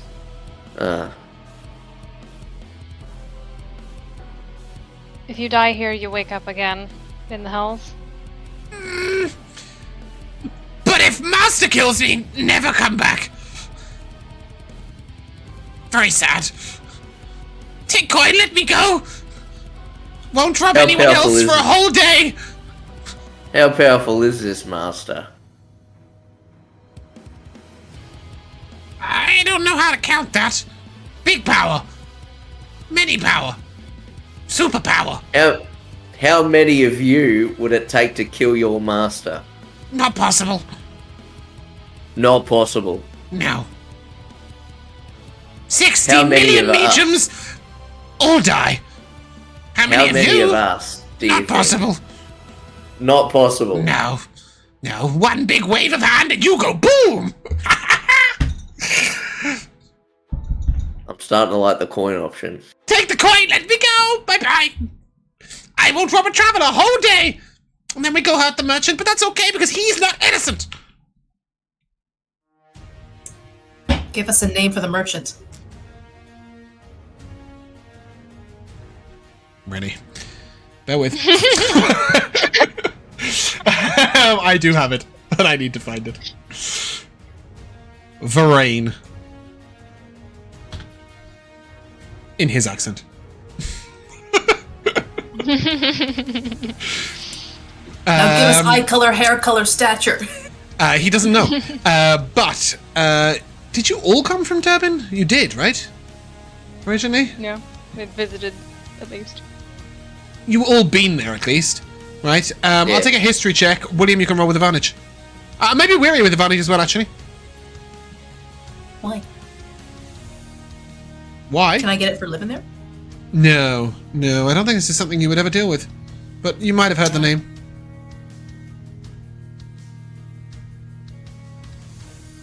$15. Yeah, I also got a 15. cool. I Dinari? was fitting at the 2. I'll chuck a D6 on that. Let's see. Let's just Dinari, what did try you and get? get higher than a 20. A 6. Okay. Life is short. Focus on what matters most. I will tell you it doesn't really matter what you're going to roll on that D6 because William and Weary, you would both know that this is the tax master at the docks. Varane. He counts the taxes in. And most definitely, Weary, you have been witness to a few shady deals paying him to look the other way. Oh, no, that fucking bastard. We take the coin. Seriously, you want to make a deal with the devil? They tell you not to do that, don't they, little humans? Sometimes you haven't got a choice! Except we do have a choice. I don't think so. He flies a little bit further away. Take the coin! You know you want to! He said yes! And then, Weary, he's going to try and throw this coin to you. He frisbees it. Try and catch it, yeah. Yeah. It flies to you, and just as it arrives, he goes, "She was 25! Very pretty!" And with that, he is going to fly off. And given that he has 40-foot movement speed, and he can dash, and he can fly up I think you guys are, unless Tim is going to single-handedly chase him down, I think you guys can wave goodbye, little devil guy. What was that last thing he said? She was 25. Lovely girl, very pretty. As he threw the coin to you. What does that mean? Well, this is definitely not going to come back and bite us on the fucking cooch. Yeah, but do you I would think rather- do you think that bloody master under the mountain wouldn't either? I think he's probably bluffing to save his life. They bluff, but they don't lie. Okay, so I think he's bluffing. I would have rather If just he's- had him go without giving us that. Yeah, Weary, it kind of weighs a little heavily in your hand. And as you touch its skin to coin, you do hear a slight hint of a whisper. But you can't make anything out. So one coin to rule them all. It was alright, I'll just hold on to it and nobody He else did tell has you you to can deal sell it with to Zadicus. Yeah. So you We might can get not have rid to of hold it. for too long. Although maybe it'll come in handy as a bargaining chip if we have to deal with any other devils, considering they're just out here. Yeah, and you would know that that is incredibly unusual, right? None of you have ever encountered a devil before. You haven't heard of anyone else encountering a devil apart from Ben the beekeeper.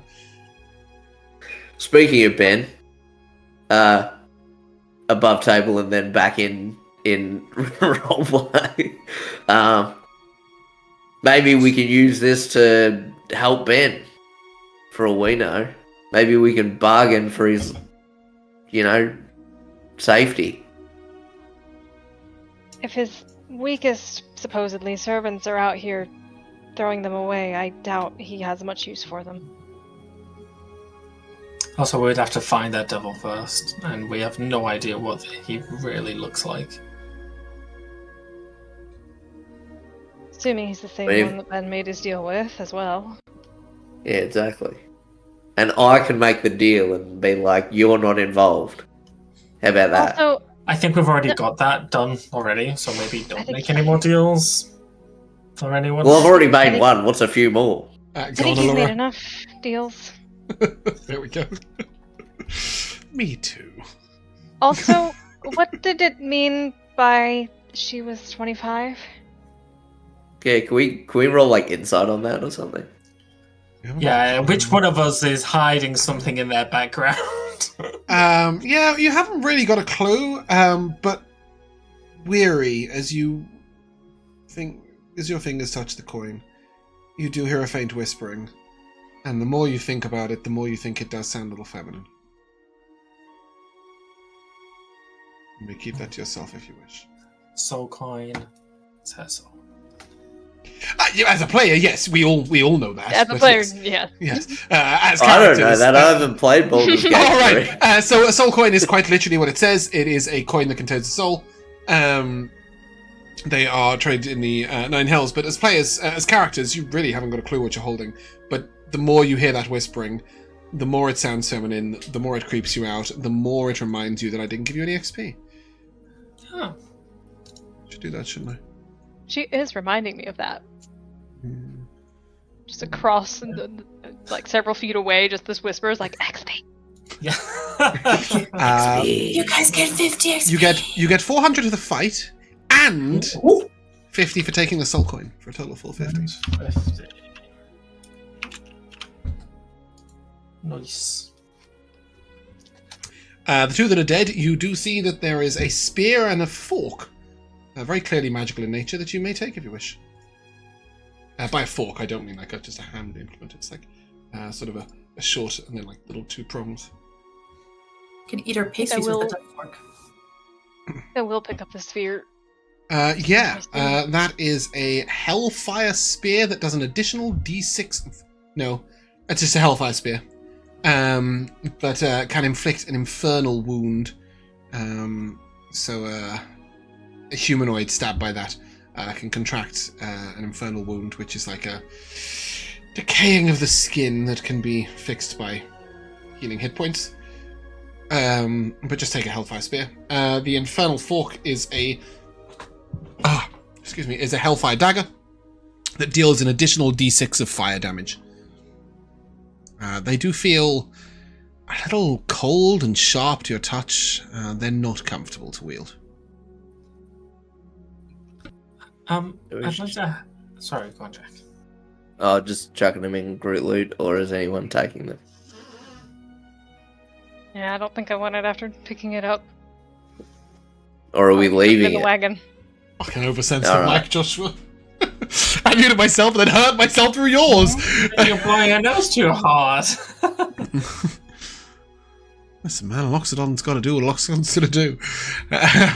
Anyway, just chuck me in blue for now. We can discuss that after session. I'd like to head to the bodies. Is there any... Do I sense any, like, threads or, any residual, fiendish or hellish magic from the You bodies? get there in time just to watch them burn up in a cinder and disappear completely. No. Okay. Sort of almost as you reach out and touch them, there's a sort of slight tingle of magic, then they burn into nothing. Okay.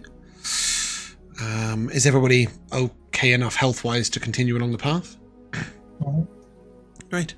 What was the fork named again? So they're both Hellfire, so Hellfire Spear, Hellfire Dagger, but the dagger does an additional d6 of fire damage, and both of them can inflict what is called a Infernal Wound. I will paste that at you guys so you've got the information.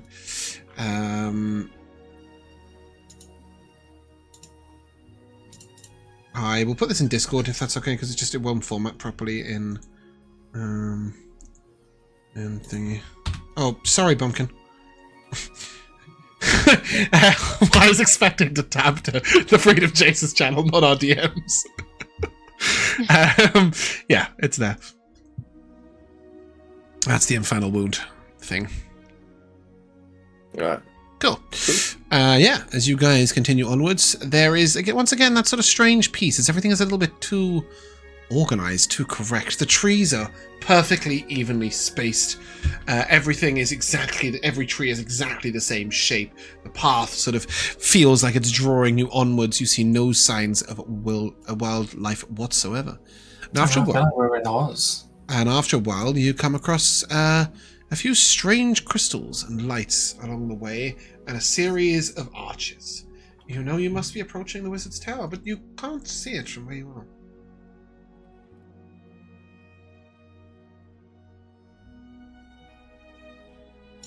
I'll approach the crystals. Do they feel energized, magical? So the larger crystals, there's a few of them like this. As you sort of put your hand to them, they're very cold to the touch. And they emit a sort of cold, pale light. Sort of looking at them, it almost looks like they grew out the ground, and you realize they'd be very hard to break and even harder to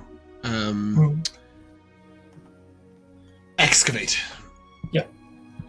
The little tiny lights, when you poke them, they just float gently away, and then after a little while, slide back into place, letting out a slight blue-silver light.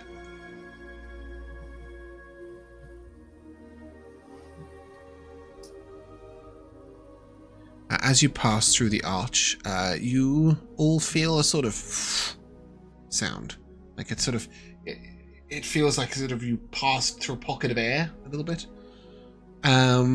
Anivari, you sense something trying to almost get under your skin.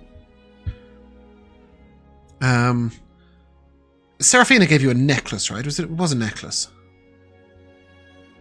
Is that correct? I think she just the thing that protects my mind. Yeah, did she give you anything for it, or did she just do it to you? No, I think she just did it.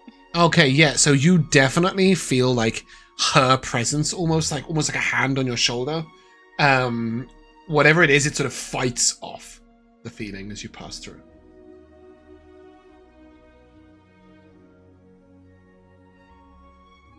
It happens under each of the arches.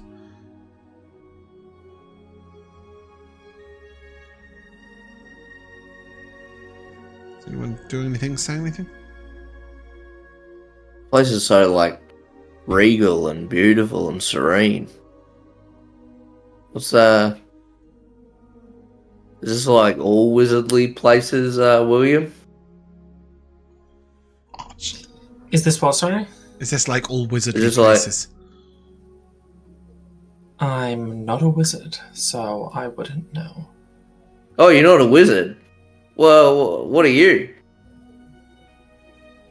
I am a sorcerer. I am darkness incarnate. I know you're the darkness one, but like, I'm not some What- clumsy what- wizard who spends his time writing down scrolls. I am magic. so a wizard's not magic? No, he merely plays with the building blocks. I play with the atoms. What's an atom? It's Great question, given the level of science in this world. something is we an don't need atom? to- we don't need to delve into. Just know that wizards can only dream of the things that a person like me can do. Oh, wow, so you even more- Oh, so you're even more powerful than Zadicus. I can grow to be one day. I do yes. want to make it very clear that you have heard Zadicus being called both sorcerer and wizard, interchangeably. He's a multi-class. A weird multiclass. Or people just don't know exactly Don't what name to give understand. it. Yeah, exactly. Yeah. So what's a witch? Well, you've met one. Someone who deals in dark magic and trickery. Technically, you deal in dark magic, but Oh, No. I see what you did I there. do not deal in dark magic. Yep, but I can mean, technically, command the shadows. I do not call forth evil spirits or create voodoo dolls to bewitch and ensnare people. Have you seen Seraphina do any of that? I'm just going based on books I've read. Because based on everything you've seen, she's displayed more druidic abilities than anything else. I'm not meaning to offend here, mate. But I'm pretty sure I saw you conjure a shadow skeleton with a sword to kill something. Or something like that.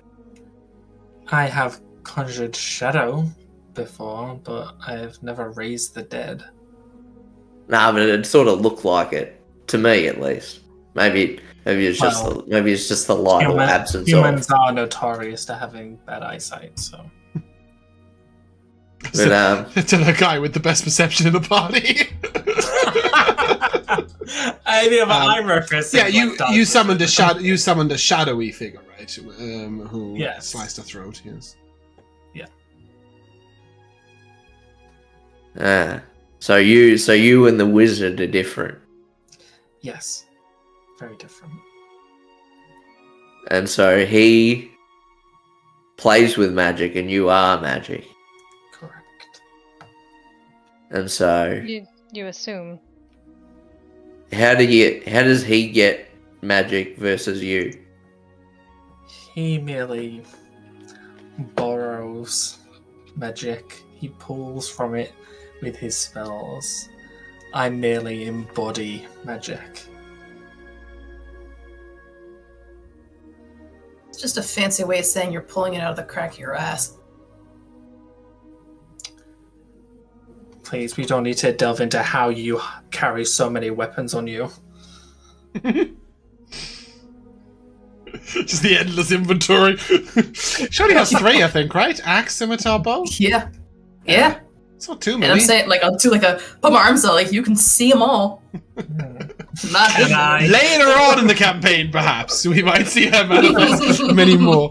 But yeah, as you guys continue onwards, it comes out of nowhere. Like, you guys are headed down this straight path, you can't see anything at all, and then sort of the trees just part.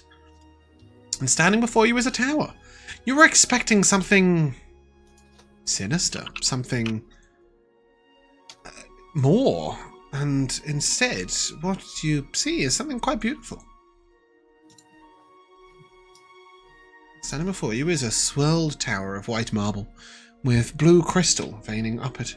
A few windows with coloured glass panes are dotted around the tower. You see no sign of a door, but a little way away is a little curved wooden branch that seems to grow out of the ground, almost, with a bell. It's rather small, isn't it? It stands about 60 feet tall. Big tree. I was imagining something like huge. Maybe it's bigger on the inside. How tall the That a tower thing? does one man need? True. 112 feet, apparently. No, that's not an 18-foot post. I was right the first time. God. It's about 60 feet. Yeah. I was trying to reach up 15 feet in the air to ring the bell. You're on a horse. But yeah. Shoot at it. What are we doing? I guess we say hello. Yes, we do. I'll reach out my sword and tap the bell. After a while, a minute or so, out of one of the windows, a balcony folds down. And stepping onto it, you see, blustering in the wind, his grey hair flying behind him, a man in purple and gold robes. He looks sort of magnificent, dark and shadowed, as if sort of almost in recess of the light, and he looks down at you. Who disturbs me? Oh, it's you. One moment, and with that, he sort of recedes. The light falls away from him, and he stands quite peacefully upon the balcony. We really are in Oz. And he will gesture downwards, and you will see that the tower sort of swirls a little bit, revealing an entranceway. Do come in. I'll meet you down there. Sorry for the parlor tricks.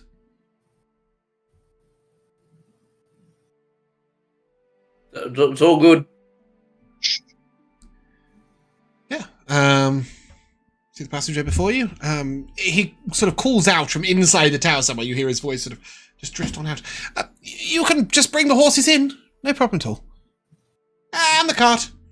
And as he says that, the door just sort of widens out a little bit.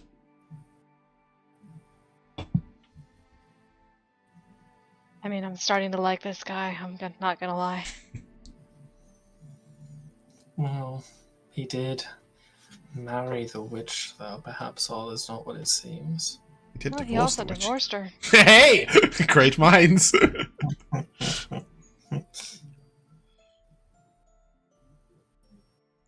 You guys just riding in? Yeah, we head on in. Yeah. He will greet you from a little way away, sort of in a large library with a table and some chairs around. He'll go, just put the horses in the stable, if you will. And he points over, and you'll see this little tiny gate that sort of stretches outwards, just wide enough for the cart, and then swings open towards you.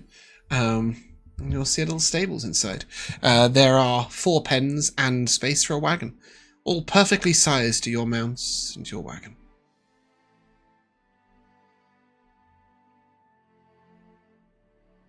Well, don't dawdle. You've come a long way.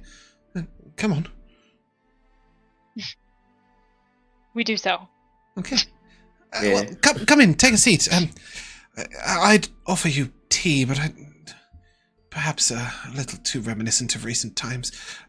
Some ice water. Sure. Ice water. Yeah. He sort of slides out 4 lovely crystal goblets that look priceless in front of you. And then just literally, you can see he's not trying to show off. It is simply the easiest way for him to do it. He will put his hand over your goblet and it will fill with ice and water. And he'll do the same. It'll fill with water first, and then his sort of gestures and an ice cube will appear in the middle. He'll do the same for all 4 of you, and then pour one for himself. And, well, truth be told, I know exactly why you've come and where you've come from, but I don't want to take all your fun, so let's behave as if we're all just normal people having a normal conversation. Tell me, what brings you here?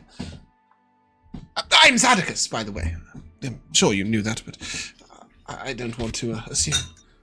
We come bearing a gift. Ah, yes, you do, of course. That is something I'm most looking forward to, may I? I hand over. Do you? I think it's probably Weary who needs to hand it over. Yeah, hold on, mate. Oh, okay. I think it's got to be me.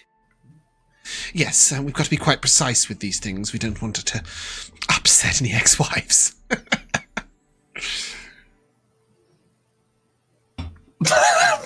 No one laughs with him. He smiles at you and puts his hands out, Weary. I go get them, and I sort of ask, does this kind of thing happen somewhat regularly? Like, No, you seem to be like... It's been a little while, 50 years or so, but don't worry about it. Let's just treat it as normal, and then we can all get off on the right foot, so to speak. Okay. Get, like... Are they in, like, a chest or a sack, or like a... They're in the rosewood box. That's right, the rosewood box. I get the rosewood box and I bring it over and I... Alright, do we have to say anything or... No. I think, actually, that the terms were a gesture of goodwill. Something like that. Yes, he opens the box and he takes out the 3 stones and places them neatly in a line on the table. You can keep the box. It has some magical properties. You wouldn't want to lose it. What does it do? Spy on each other all the time? No, I don't do any spying.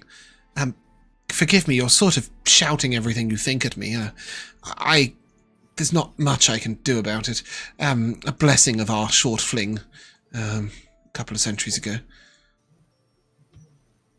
Not you, though, however. She's played about with you. She gestures towards Anivari. It didn't even do the fun thing when you went through the arch, did it? It tried. Shame. And then you'll hear a voice it sort of shouts very briefly, Anivari, and then falls down to residual calm as you can feel it pop through the magic protecting you. He says, "Do your friends know that you're a changeling?" Yes. Good. That would have been highly awkward on the road. He says out loud, "I'm sorry, I had to address her directly. I didn't want to spill any secrets that aren't mine to spill. The arch would have reverted your friend back to her changeling form, if she wasn't protected in some way by that meddling ex-wife of mine." Speaking of your meddling ex-wife... Oh, shouldn't we just? Isn't she precious? Do you know of a way to getting out of one of her deals? I don't think you want to do that. Why? Simply put, you could, but you would make an enemy of somebody that you are in no position to fight. I think it best you agree to the deal you've made. Well, what if we fled? How far can one flee? Indeed, maybe you could sail the 7 seas, the gold seas. In fact, maybe you could even head west. Head west! I've always wanted to go. Maybe you could even head east into the lands of Kalan and seek protection from some wizard.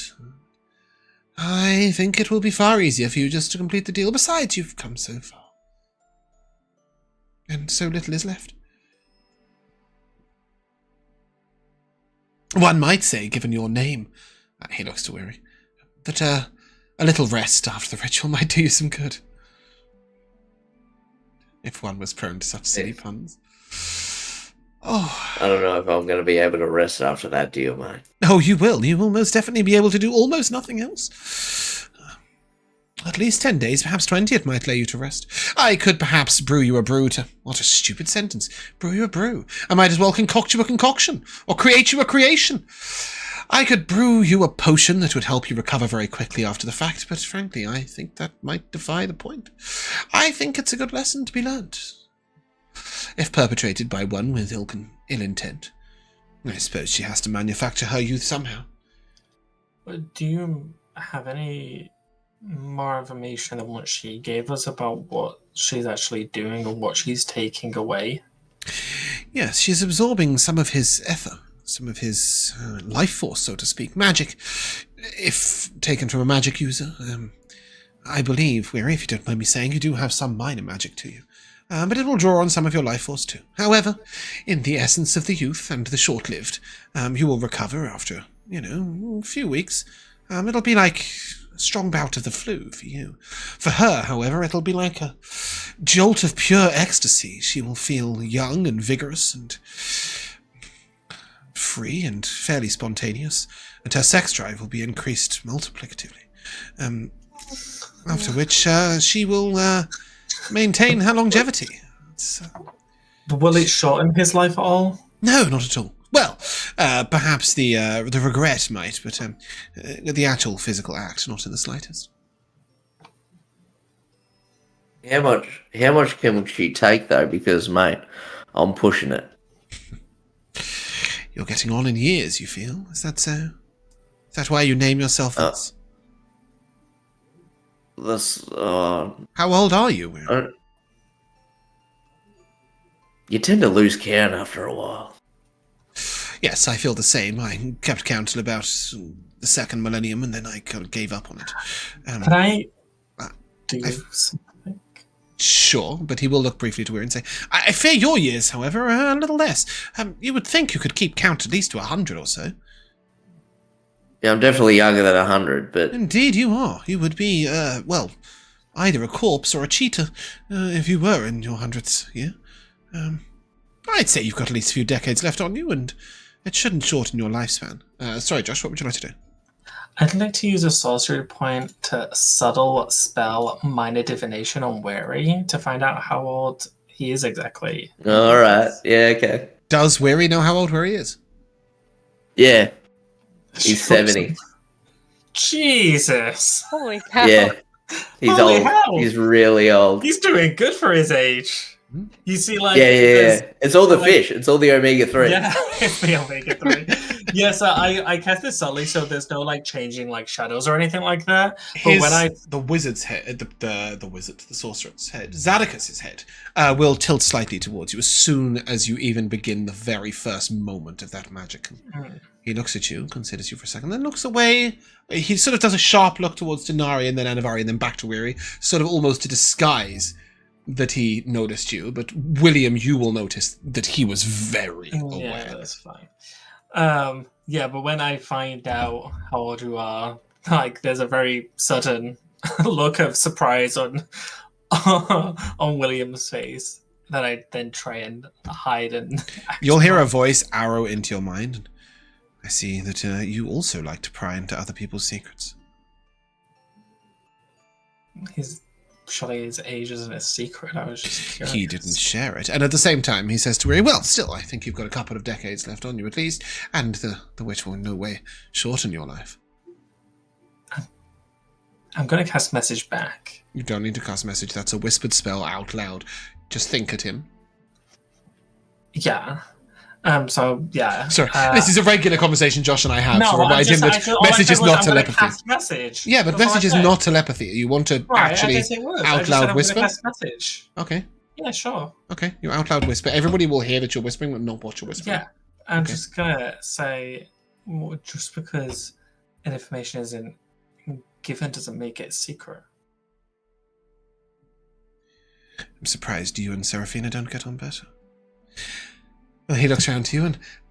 nevertheless, you've come a long way for this chat. I'm sure you have many questions. Are you hungry? Do you need anything? Or are you comfortable here? He gestures towards the 4 wooden chairs you're sat on at the library table. He says, I've got a lovely living room if you prefer something a little squishier. Why do you say it like that? I love a squishy armchair, don't you? I'm not sure if I could remain comfortable right now as to what sort of's going on. Like, there's just a lot going on. But I would be happy if you were to be comfortable. How about that? I am extremely comfortable in my library, but perhaps something a little simpler. Okay? Shall we head to the kitchen? Kitchen, yeah. He gestures for you to wander in. As he's getting there, you will notice just through the doorway the kitchen shrinks. And it becomes a very simple room. There is a couple of work tables, a single basin, and then there's a little round, cozy table with 5 chairs around it. A cushion sits on each of the chairs, but other than that, they're just simple wooden chairs. He brings his drink with you, and you may do the same. He sort of motions very sort of nonchalantly with his hand. A little tray of finger sandwiches will appear. There are some smoked salmon and cream cheese, some cucumber and dill, and some ham and cheese. And he says, "Well, I want you all to be comfortable. I understand that this must have been a little, well, unnerving coming this way, and I'm sure you've heard many things. So, you have questions, please. I'm an open book." The stories are a bit out of hand. You two were involved. Oh, we had a short fling, couple of centuries or so, yes. And to this day you are seemingly at war? Is that what she's calling it? I like to think of it as a chess game. We're constantly playing. We've never quite let the fire of our love burn out, but we find that we best practice it at a distance. So we compete, magically, so to speak, on an arranged board of forest land that no regulars live in. Sometimes we send the odd trick each other's way. Nothing too nefarious. I assure you, if we were at war, the land wouldn't cope well. Do both of you like employing pawns? You feel manipulated, Dinari. You have been manipulated, I suppose, and righteously feel that. But, it is in her nature to make deals and tricks, and in mine to show arrogance and manifest my power in my own way. So no, I'm not much for one for pawns. I'm much prefer to be involved with the Queen. The Queen? Yes, the most powerful piece on the dragon chessboard. I prefer to make grandiose gestures that shut things down in one motion as opposed to piddling around with pointless trickery.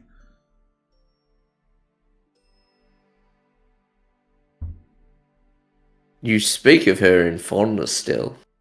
Are you still in love? Truth be told, I don't think I ever was, and I think that's probably what bothered her so much, but she brings joy to me, even now. Our games keep me occupied at times. But alas, what I found, a fling, a pastime, an amusement, I think she saw more seriously.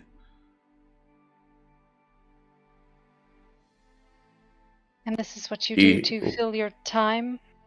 For some of it, mostly I study, I adventure occasionally, various different planes. Sometimes I create spells. Most recently, I try and ascertain what on earth is going on with our poor land. For it is blighted. That is taking up most of my time right now. Hold on a sec. But there is no piece in Dragon Chess that's a queen. Is there not? No, there's not. Whatever the equivalent is, he maneuvers his most powerful piece, is how he sees it. I thought He they were made the his same own game. chess. They It's just like, had it's different. like 3D chess. No, yeah, it's The D&D chess. it's three layers. So the top layer is air, like the air. Then you've got land, underground, and then you've got like things like griffins, dragons, warriors, heroes, mages, paladins, basilisks, elementals. He laughs, and I assure you, boy, I know my dragon chess. But James doesn't. I didn't know that at all. That was really cool. I'll have to look into it. Maybe we'll learn how to play at some point. But yes, he says, well, Have you discovered anything about this blight? a few things. It goes deep. Very deep. It's maybe a result somewhat of the games that myself and Serafina play. Although, I think more so something stirred it. Not all that long ago. Bear with me a second, sorry. I just need to pull something up to make sure I've got the right notes so I don't give you any incorrect information.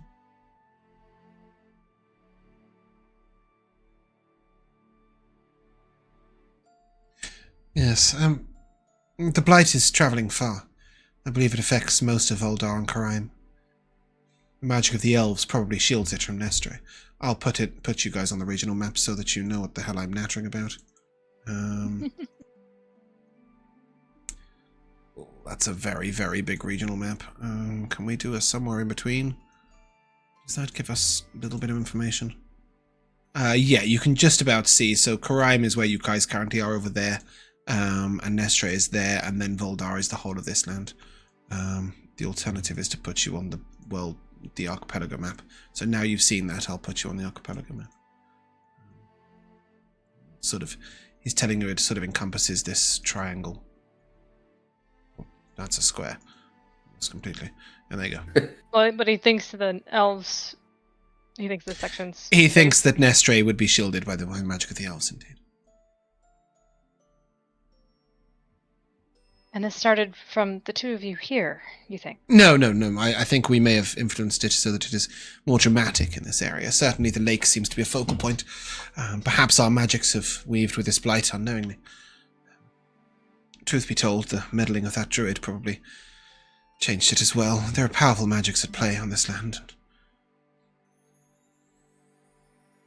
Well, the fact that none of the three of us have been able to unravel it means it's old, very old, though recent. Speaking of that meddling druid. That's no. I have a fondness for him, to be honest.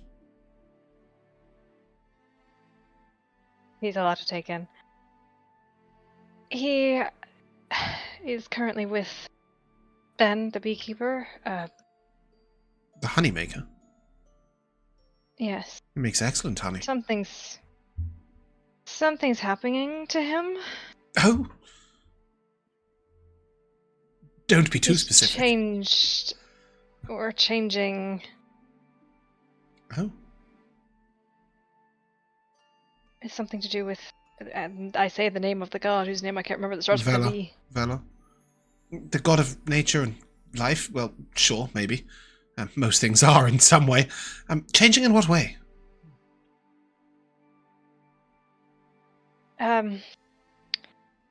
It's almost beetle-like. He's grown antennae? No, 6 more legs? like the carapace. A carapace? Why? That's something, isn't it? An entire carapace or just bits of one? Like his skin is changing to it. That's fantastic. Marvelous. Any idea why? Well, that's why Nor wanted us to ask you. Oh, he seeks my aid. Well, carapace is a protective shell. Isn't that Ben something of a druid himself? Perhaps he's protecting Not entirely himself. clear on that. Well, certainly there's some druidic magic to his beekeeping. So you'll be forgiven for thinking he was a swarmkeeper ranger. he sort of, Is this Ben a private fellow? Do you think he would mind all that much if we take a little look in on him to try and ascertain the nature of his condition? He's not all that This is- lucid. Yeah, this is the thing. He's sort of like in and out of waking, or being awake and being asleep, and he's staring up into the sky and Into the sky? being all weird and being Is all, he- you know. Is he looking at the stars? During the day. He won't be seeing much then. No, he saw the stars. Actually, he did. Oh. I saw them too, briefly. You did? When? Where? Why? Was it an eclipse? It was just the stars. In the daylight sky? Yes. And did they appear as they do at night, or was it sort of a faint glow in the daylight sky? Like a passing of a if- shooting star? As if nighttime. And did you see darkness around them? I saw the... Yes, I saw the rest of the universe. I wonder, William, would you permit me but a moment to share that thought with you? If you picture what you saw, very briefly, look at what you're seeing in your mind. Would that be permitted? Not sure I fully trust him. A reminder that he has proven he can already read your thoughts at will. Yes, I know. But If William he is has showing been discomfort to this, though, that I would offer him. You saw them too? Yes, the two of us. Oh. Well, that's... And you two didn't? Were you all in the same place? Yeah. Or And you were all looking in the same direction? out the same window. Yeah. Remarkable. Well, that's quite exciting. If you wouldn't mind, dear, I'd be very, very appreciative. And he places his I hand on can't your stop shoulder. you anyways. Your mere word will prevent me. Whilst I can't help hearing your surface thoughts, I won't pry unless you give me permission. Better me than anyone else. It's fine. Noble. Now he puts his hand on your shoulder and says, just picture that moment for me. And as you do, he will immediately conjure an image of it in his hand and say to the rest of you, this is what you missed. Fascinating. Just a little patch, just large enough to demonstrate the entire constellation of Vela. You weren't wrong. It certainly has something to do with... Well, does it? Perhaps it has nothing at all to do with Vela and everything to do with his love for her. Maybe that's who he's seeking. Maybe he pictures the stars day and night and looks up towards them. Perhaps what you were seeing was not the stars at all, but what Ben is seeing. Oh, fascinating. It's most interesting. Would you mind coming with me? We'll go and have a look in on Ben. I'll need my crystal ball. And that is... I shouldn't summon that down the stairs. If it arrives with a bang, we'll all be in trouble. Sure. As Come. interesting as you find this, though, Oh, this go on. is quite dangerous for Ben. It's a matter of life and death at this point. Most things are these days. Yes, I understand, but forgive me, he is but one briefly lived mortal, a small player in the world. I will lend what aid I can, but I will not put too much time aside while I'm trying to study this blight upon our land. I fear that is endangering far more people. But, yes, we can dedicate some solid time to it. Shall we head upstairs to the library? And I will try not to be too, dismissive. If that is what you were getting at. Oh no, not trying to say that. I think that you should be pulling out any sort of tears or anything on this. This is more than just a simple fascination. There's a little bit higher stakes in this. A simple fascination. What a wonderful statement. A simple fascination, indeed. And that makes it a wonderful thing. It is simple in some ways, but one mortal's life, and yet it is a fascination. Something huge. Could be it could be the whole knot that ties it all together. Who knows? Well, you should come up to the library. It's a wonderful place. You'll really enjoy. Well, perhaps you won't, but I will. Come on. And with that, he almost like skips out the kitchen and begins to lead you up the stairs, up the long spiraling stairs. Willie will follow. Yeah. Cool. He has a spiral. Go ahead, Willie. As everyone follows him, I'd like to hold back and not follow. Yeah, that's why I asked. Cool. Are you staying in the kitchen, or are you gonna start moseying around? I kind of wanna snoop about. Yeah. Okay. Cool. So we'll follow the three of us for now. Yep. You head up this spiral staircase that's sort of enclosed, and all the way around it are books. You'll notice that when you start down the bottom, it says the absurdities of aberrations. And when you finally get to the top, there is a book, The Zoology of Zebras. You will note that all creatures seem to be catalogued on the way from A to Z, all the way to the top. As he walks along, he sort of brushes his hand on the titles, and I started at the bottom with A, and ever since I've kind of wished that I did it the other way round. It seems absurd to have Z at the bottom and A at the Z at the top and A at the bottom, but I really can't be dealing with the workload to turn it over. Regardless, anyway, up to the top, this is my most favourite place in my tower. And he'll lead you into what seems to be a crystal circle at the top. It is worth noting at this point that this tower is far larger on the inside, William. And as you move to a central spot, you'll see a large pedestal with a crystal ball covered. Well, you won't see a crystal ball. You'll see a silken cloth covering something in the centre. And as he moves on over, he will sort of wish it away. And then he gestures with his hands, and the entirety of the crystal becomes the night sky. You will see all the constellations depicted on the ceiling. On the walls all around, you'll see the curtains all close themselves neatly. And you'll see little faint fairy lights all the way around, floating ever so slightly away from the walls. Excuse the dramatics, I can't resist. So, Ben, what can you tell me about him? He's a beekeeper.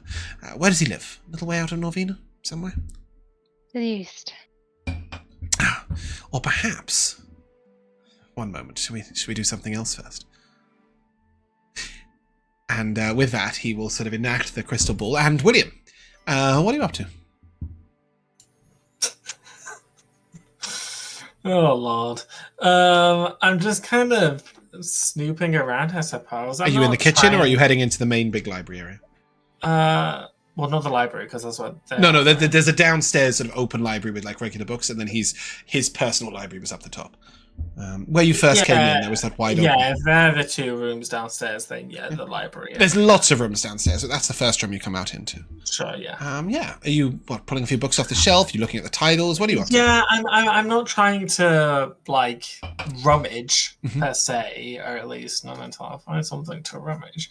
I'm just kind of taking note of what seems to interest him, what he seems to want to delve into. I kind of just want to see what his deal is, I guess.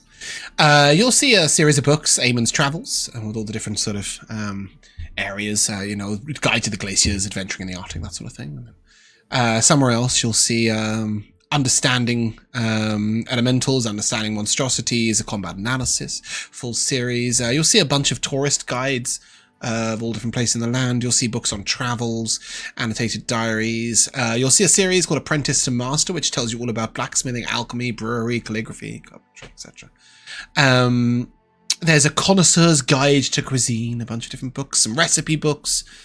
And then as you're perusing these, you'll notice that everything is fairly mundane in nature. They're interesting reads, but nothing is about magic at all. Everything is about the world. It's either about food or geography or history or tales. You'll find a series of merchant tales. You'll find some bardic verses. And then suddenly you feel movement around you. We'll go back up top. And as you guys are standing around, he'll say, look into the crystal ball. You'll all be able to see what I see. Ah, look, there you are. And we are looking at William. He says, should we have some fun with this? Your friend is having a little snoop. And then with that, you'll see that all the bookshelves start maneuvering to box William in. And then once he's in a box of 4 bookshelves, he will say, this is my favourite bit. You ready? 1, 2, 3. And he clicks his fingers and all the books will spin. And William, you find yourself in a little mirrored chamber. Right? All you can see on all the walls is yourself. And he'll go, hello! Are you having fun down there? Just saying what takes your interest. You'll find this library far more fascinating. You're a student of magic, are you not? Come on up. Pry the interesting books. Well, you're coming up anyway. And with that, you'll see the floor sort of begin to elevate him all the way up. And he'll gesture over to a little balcony and go, "Oh, William, nice to see you. Do come in." Sorry. I do have my tricks. And he'll gesture to some bookshelves over there. If you're looking for a prize, you should look over there. Fascinating series. And he'll gesture towards one particular bookshelf. You will see the Complete Guide to Conjuration, State of Transition, Advanced Transmutation, Rituals and Witching, Raising the Undead and Controlling Them, Living Forever by Galshindri, Evocation in Moderation, Evoking Mastery, lots and lots of books, fascinating books about magic. But one single tome will take your eye. A large black tome with golden scroll up that says Shaping the Shadows. Can I grab 2 books? Yeah, of course you can. I'd like to grab that one, the Shadow one, and the Living Forever one. Yes. The Living Forever book is, what does it say? Living Forever by Galshindri. And as you open it up, you'll see this sort of very ancient scroll. The art of extending one's life, and the different ways in which you can achieve it. Chapter 1, Potions of Longevity. Chapter 2, Affecting Agelessness. Chapter 3, Turning Vitality upon Oneself. Chapter 4, Absorbing Vitality from Others. Chapter 5, A Deal with the Devil. Chapter 6, Bargaining with Genies. Chapter 7, The Wish Spell and Its Magics. And Chapter 8, The Journey to Lichdom. He sort of looks over, and fascinating tome that. Talks out of his arse for at least half of it, but that's okay. Don't worry about it. Still interesting. And many things are worth a look. Kind of pull him back in, away from William. Can we look in on Ben now? Oh, that's what we were doing, wasn't it? Sorry, my thoughts do tend to meander. You have a nice read over there, William. Take a seat. And with that, an armchair sort of scoops you up and sits you down. The other book I'm assuming you're taking is Shaping Shadow. Yeah, which talks about extending and malleable darkness, effectively what you can already do, and then begins to carry on through about other ways in which you can do just that. Yes, Ben the Beekeeper. You were telling me about him. Where does he live? East of Norvina. All right, narrows it down to Kalan, half the Archipelago. I'm joking. Just a short way. I think about half an hour. Wonderful. You see, you kind of, as if you're hovering in the sky, looking down at an area east of Norvina, and it sort of swirls around a bit, and then he spots the beehives. Ah! Oh, that'd be a telltale giveaway, wouldn't it? Then he zooms in, and then you see his guy sort of like part the building away, and we look in at Ben on his bed. You'll see that he has chitin up the back of one arm, and Nor is sort of stood over him, swirling a tea, looking a little worried. Oh, it's our good friend, Nor. Hello, friend! Nor sort of looks up. Oh. Hello. Right, let's have a look at him. You don't mind, do you? Nor sort of goes to say something, and then Ben will raise off the bed and begin to turn around at all angles as you see him sort of swirling his fingers over the crystal ball, manipulating Ben at different angles. Why, absolutely fascinating. Oh. Do you think he's causing it himself? He sort of yells down, and Nor goes, "Yes, I think so. It's his magic." Oh, mighty, I thought so. He's protecting himself. Goodness only knows from what. Is there another creature in the building with you? Sort of, yes, we've got a Corby. Oh, of course you do. He sort of places his hand temporarily over the crystal ball, and he's raising it, I assume. No? What's he doing? Teaching it etiquette? Trying. The Corby is also changing in the same way that Ben is. Sorry, say what? Yeah, I thought you might want to know that. Oh, now that is interesting. Well, now that really is fascinating. The Corby's also changing, he says to Nor. Yeah, I know. Oh, wonderful. Well, bring her upstairs. Or shall I? No, please don't. She'll jump out of her skin. Nor will go downstairs, and after a moment, Princess will come up. stand there, and he sort of, aren't you beautiful? I like the dress. And then he puts his hand over the crystal ball and says, ridiculous. And it carries on, looks at it and goes, well, indeed. What's your name, dear? And she sort of, Princess! Princess! Princess, beautiful princess, changing. Sort of up at the sky, and he, oh, dear me. Right, yes. You're changing into what? Changing! Oh. Well, I suppose that's our share of intelligent conversation for the day.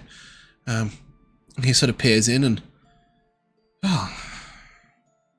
Thank you, Princess. And you, Nor, we'll discuss over here and perhaps look in a bit later. Have a lovely evening. And he looks back to the rest of you and... Well, you have piqued my interest, that's for sure.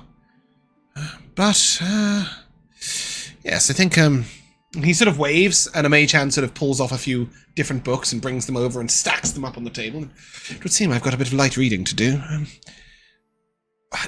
Do you, what keeps you happy? What occupies you lot? Do you want something to fight? Something to bake? Something to drink? He seems to want something to read. What kind of entertainment can I provide while I'm looking into this?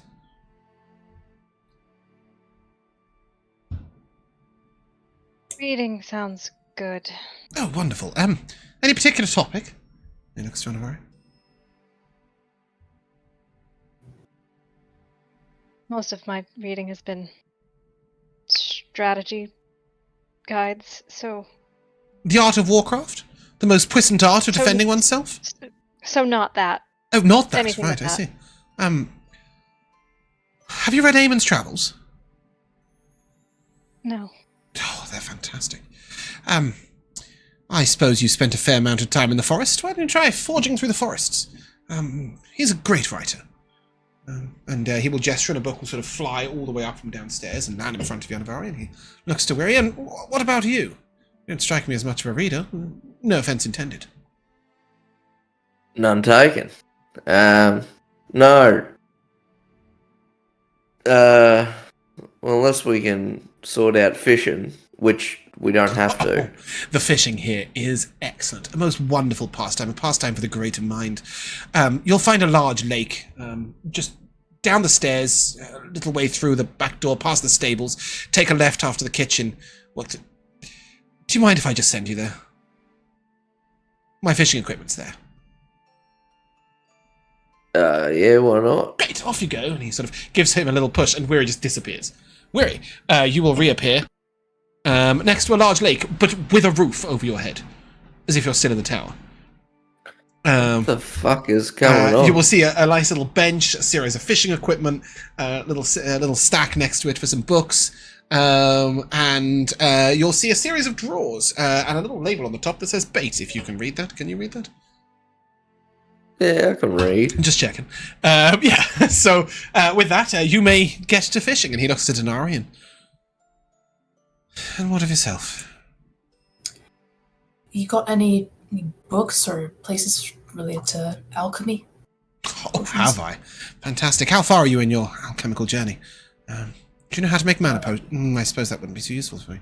Stamina potions? Resistance potions? Dragon breathing potions? Healing potions, mostly. Great. Well, you should learn a little bit about antidotes. That's a good place to start. Or perhaps something a little more interesting. Well,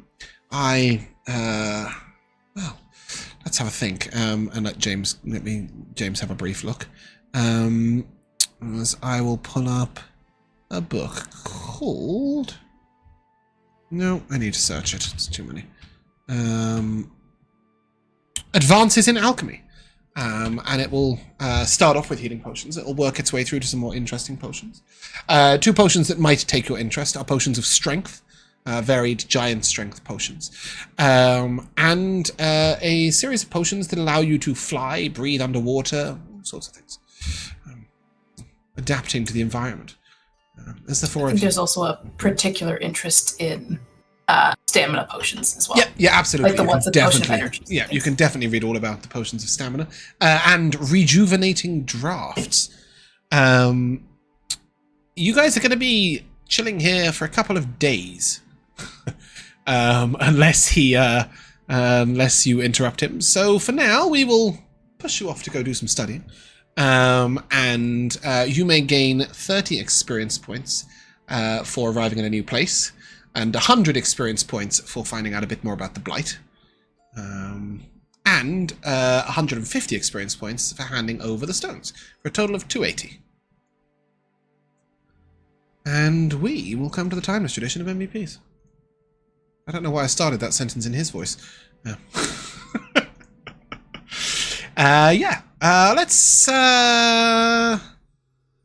I'll kick it off with a silly one.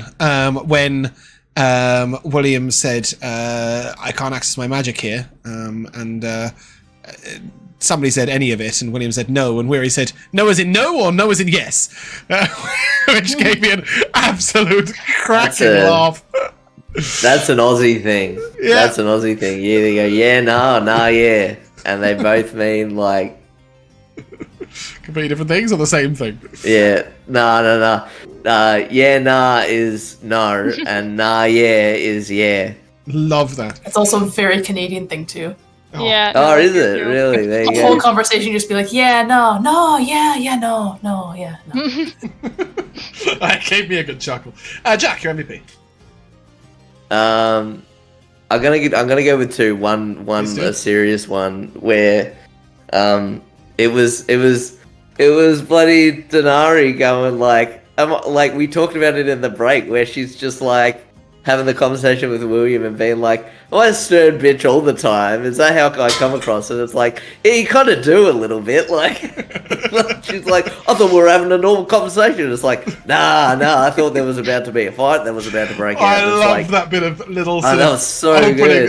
Opening eyes and self-awareness. It was a great chat. Yeah. And your other one, Jack? It was the fact that that you said that Zadicus had like a book devoted to all of the aberrations, the something of the aberrations, and then a whole book, and then a whole book on zebras, like all of aberrations, and then a whole book. He does also have books on individual aberrations. There was a whole staircase, but yes, he would have had magnificent mimics and commentaries on the Mind Flayer and all sorts else as well, but the generalistic books, needed to be there. I was just trying to pop into my head a name a book with A and Z. But yes, and they are both books you can purchase from bookstores over the world. Josh, your MVP. Mine goes to the conversation with William and Dinari.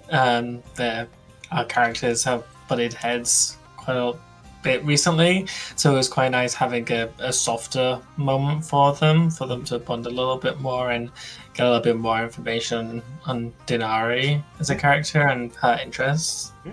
Did Dinari know that Dinari and William have recently butted heads? I'm joking. Bumpkin, your MVP. I'm just gonna give it right back at Josh as well for being such a team player with that conversation, right? No, she's coming into that extremely awkward knowing that there's heads butting, also be kind of realizing hours later that she's probably pissed some people off, and then again the realization of like, oh, I'm being a bitch like all the time. These guys not letting her kind of cut loose from that. Giving the reality was very nice. It was just very good. You're very good to roll with the punches. Elora. Literally, sometimes. Yeah, I had that whole conversation as well. I love that a banger line was used in such a silly moment, because it's like, I'm not a wizard, I'm a sorcerer. I am darkness incarnate. Yes, he did say that. That did happen. It could have been used as such a big moment, but no, it's just like, how dare you? And then I have one little moment that I don't think anybody else but me saw, where you said we were passing Seraphina's home, and puts up the two middle fingers and dances them across the screen as we're going. I laughed a lot. It was great. No, I missed it completely. But yeah. All in all, I think you guys did great today. I really liked the end bit, the insight into what the four of you would do when asked what would entertain you. That was really nice to sort of, and even what you would read in that situation, right? I just thought was really interesting. I have been waiting for you guys to get to Zadicus for so long, and I am so pleased that you're there. And yeah, I think it was a session where there was a lot said, but not really a whole lot. I mean, you did travel a whole way, right? But not really a lot done, and I really liked that sort of feel of the sessions. So I think you guys did a great job filling the space. But yeah, that is where we're going to end. So if you guys would like to say goodbye. Goodbye. Goodbye. We shall see you soon.